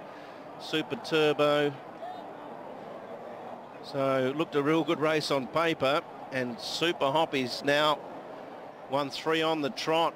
Danny Shum's had a good night, and Chad Schofield is on the board with Super Hoppy. A well-timed run. Nice work, Paul Lally. Best bet getting the chocolates here in the last. A 5-year-old by Captain Sonador, who's now had 8 starts for 3 wins and has really taken another step here tonight, testing Class 2 company for the first time. Judges just having a little close look at the fine print to make sure it's a margin in favour of the 11 over the 3, who had a charmed run in the race. He gave him every chance, Zach Purton. 7 Cheerful Jets run an honest race for third, ahead of Alma Baby in fourth. There's no number at this stage, but I'd be surprised if it was an 11, beating 3 with 7 third and 6 fourth. We'll take in the replay, and the boys and girls downstairs will have all the other details for you shortly after race number 8. There's the numbers official, 11.37. They're off. Super Turbo, no pace with Bold Stitch. Cheerful Jet was one of the first to appear, and Alma Baby's trying to match his pace. Perpetual Treasure wider out. Magic Legend and Fantastic 8 are all driving forward. Wame Friend and Fortune Booth got away nicely. Midfield on the rail. A length away Super Hoppy. Kingsfield's 3 deep. 2 back to Bold Stitch, who's last of all with Super Turbo. The leader is Cheerful Jet from Magic Legend, who got to his quarters in second, reaching the 650 metre point. Perpetual Treasure's out 3 wide. On the outside of Alma Baby, the rail, and Fantastic 8 between horses. Fortune Booth travelling strongly midfield. He's going to need a little bit of room to move Purton when they corner in, but he looks a big chance from that position. Kingsfield, Wame Friend, Super Turbo hugging the rail. Super Hoppy comes wide. Bold Stitch, Cheerful Jet cornered in. Magic Legend, Alma Baby, Fantastic 8. Fortune Boost now come to the outside part of the track. Super Hoppy winding up from the back. Cheerful Jet in front. Fortune Booth, Fantastic 8. Super Hoppy right over the top. Fortune Booth striking the lead. Super Hoppy's cutting him back. Super Hoppy went to Fortune. Grandstand finish in the last. Shorthead was the margin. Super Hoppy gets up and grabs the favourite right on the line. Was well backed as well. Chad Schofield in the saddle for Danny Shumley. Has repaid that faith that he was talking about there, and Super Hoppy, albeit with a little break in between, completes a hat-trick, Tom. Great win. Gave them a big start coming towards the home turn, and really rattled home down the outside. Did Super Hoppy. Chad Schofield, he did wait for the number to be posted in the frame, and he gave the big fist pump afterwards. He was pretty happy with that, Super Hoppy. So he's certainly shown he can do it in Class 2, and he did it very well over the concluding stage. Chad Schofield with the big smile, and Danny Shumley, another win here for him. Good effort from the winner at 46 and 15.50. 3-second Fortune Booth at $13 and 52.50 for number 7 Cheerful Jet. Quinella 3.11, $70. TS 11.37, $2,052, and the trio 3.7 and 11, $398. Was getting £10 off the runner-up, Super Hoppy, but he's come from a long way back there, Paul, and that was a tremendous effort to beat a horse. I think is going places as well. Fortune Booth, he'll pick up his fair share this season for Michael Friedman, but Super Hoppy has certainly proved his place here in Class 2. Hey, look, he won well, didn't he? Look, he got well back. I thought he got further back than I thought he would be in the run, and then he had to make ground around the bend. It's very hard to do that here in Happy Valley. He did it, hit the line strongly, so you know he's obviously going to go up a bit in weight, obviously that, but I still think there's plenty more to come from him. And look, he's unbeaten now for Danny Shumley, 3 from 3, all here at Happy Valley. So you know he's done well for this for the Hong Kong Airlines $1 Million Challenge as well, obviously. Yep, I was right at the bottom of the Class 2 scale at this stage. We won't get a huge hike for that, but he'll get another opportunity.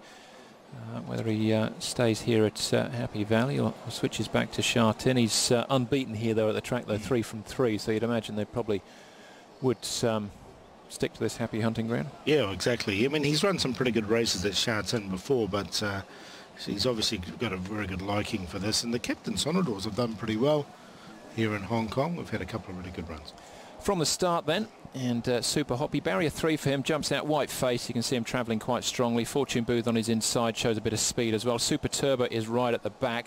Cheerful Jet got out quickest of all. Perpetual Treasure trying to roll forward as well, along with Magic Legend and Fantastic 8. But it's the ones that run 1-2 right next to each other at this stage. And Kingsfield, in actual fact, got a bit of a cover there 3 wide. He's run a fair race as well. Yeah, with the 3-ride run, you can see the eventual winner. He's really well back at this stage, and Fortune Booth is just slightly in front of him. He comes wide, he just pulls out 3 wide and does get some cover behind Kingsfield. All right, so they swing into the straight then. So looking at the pink jacket of Fortune Booth, Super Hoppy's actually sort of been shuffled back, so he's only got 1 behind him. That was Bold Stitch. Keep an eye on him, see if he makes up any grounds. They swing in. Fortune Booth gets a clear shot at them here. Cheerful Jet still in front. Magic Legend looking to improve. Bold Stitch then now staying on, but Super Hoppy, clear air right down the outside. There's been a few winners come down the middle tonight as well. Getting there, just about to grab Fortune Booth right under the line. Great finish to the final event. Super Hoppy wins by a short head, and they have weighed in. They've weighed in here in race number 8. The Quinella place is 3.11, 28.50, 7.11, 146.50, 3 and 7, $131.50. The composite win is an A2, $25 there.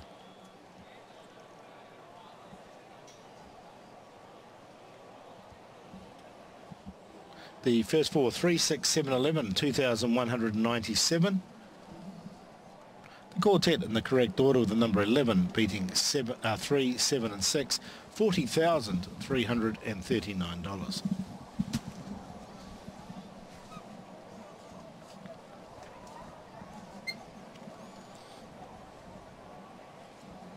The double 8 into 11, $114. 8 into 3, $10.50.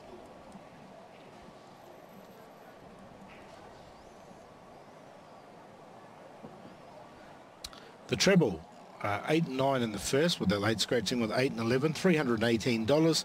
And the concession treble, $36. One of the smallest ones we've seen for a while. A lot of favourites winning that with Eagle, of course Sky Melody, Super Hoppy and Fortune Booth. 6 up, 13,615 cents. And the bonus, 6 up bonus, 2,071,767.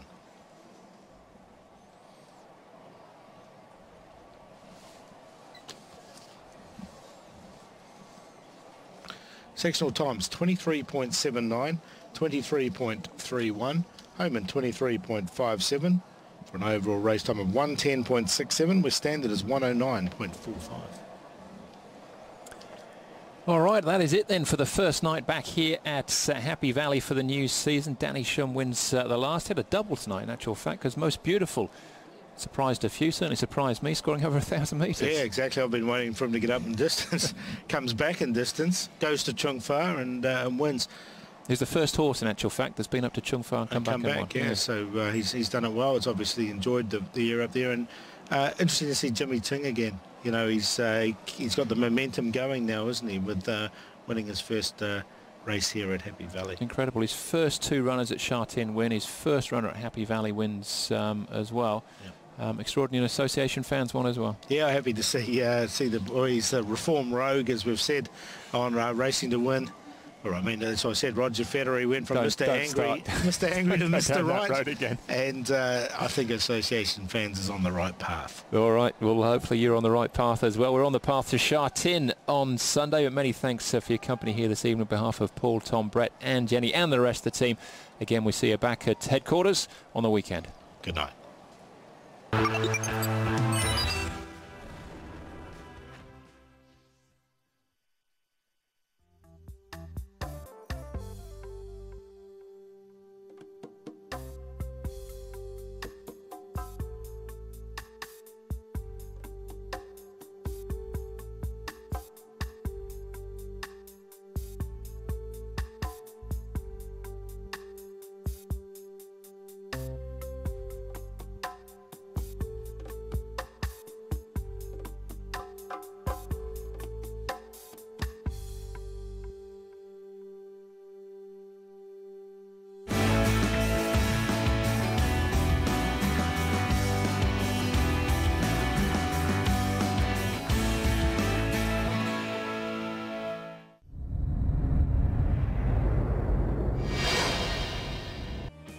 The supporting act on Guinea's Day was the Group 3 Safi Stakes. When declarations came out, many pundits were in agreement that it was a Group 3 field that could easily be mistaken for a Group 1 race. Champion horse War Affair was back after 2 surgeries and multiple issues, and just to see him back on track, reunited with old sparring partner Danny Beasley, was a feat in itself. Desta Gold Cup winner and champion steer of 2016 Bahana was having his second run of 2017. Storm Troops, who was a gallant third in the recent Lion City Cup, was in the field for trainer Ricardo Lagrange and warranted respect as well. Other contenders included the Cliff Brown trained and Ladurich ridden Poseidon, who was one of the leading chances according to many experts. All in all, we were in for a thrilling contest. Let's see what transpired in the race. Magnum seemingly has got the green light to go forward. War Affair at 16. Laser Storm wears very similar colours, but War Affair with a big orange star on his cap. Now, is everything all right? Hip Hip Hooray about to go in, and we're just about right to run for the Sars Fee, and what a field it is. War Affair at 15. Great to have the champ back. Field set. And in the Group 3 Sars Fee, they're away and racing, and War Affair one of the first to bounce here. And Hip Hip Hooray's got good pace, best in line, and also Daniel away well, Poseidon, Twickenham, Mr. Fantastic and Wonderful all going forward as Hip Hip Hooray led the field inside 1,200 metres to go. Leads out from Wonderful, Mr. Fantastic back in third. Now back in the field, best in line, got a little bit of a check. Moving up into fourth there, Poseidon from Storm Troops. Then we've got further back behind those, Laser Storm out wide. Twickenham next on the inside from Magnum centre field, a length and a half. 2.5 away Daniel. Then Darcy Charmer out wide from best to the line. 2 lengths Nova Strike. War Affair, he's gone back to second last or third last in fact. 2.5 lengths away Bahana, and also Well Done. So down towards the turn, and it's Wonderful Facility on the point of the bend, and the Sars Fee leads out by a length from Mr. Fantastic, and further back Hip Hip Hooray. Then came Poseidon, Laser Storm out wide. Twickenham further back, Daniel on the rails from Magnum. Stormtroops down the middle. War Affair between runners is starting to wind up, and further back then Magnum starting to come through stylishly with a white cap. Hip Hip Hooray, the bolter led, 300 metres to go, but they're coming from all quarters. War Affair starting to come through. Magnum, Stormtroops down the outside. He's winding up, 200 metres to go, and Hip Hip Hooray swallowed up by Stormtroops. The old boy, War Affair's coming through powerfully in the middle with a 58. He's surging. He's chasing Glory, Stormtroops, and War Affair and Hip Hip Hooray. Photo finish. Oh, it's awfully close. War Affair or Stormtroops, I think they're the main two, and Hip Hip Hooray right there on the rails in a marvellous finish to the Sars Fee. Close up, we've got Daniel, Twickenham, and also further back then Poseidon. Magnum there with Well Done, Bahana, Nova Strike, best to the line, and then came Wonderful Darcy Charmer, and Laser Storm finished a long way back with Mr. Fantastic. What a finish it is. Has the champ been able to do it? 200 metres to go, and Hip Hip Hooray swallowed up by Stormtroops. The old boy, War Affair's coming through powerfully in the middle with a 58. He's surging, he's chasing Glory, Stormtroops, and War Affair and Hip Hip Hooray. Photo finish. Oh, it's awfully close. War Affair. You know what, to share the spoils of the horse like War Affairs,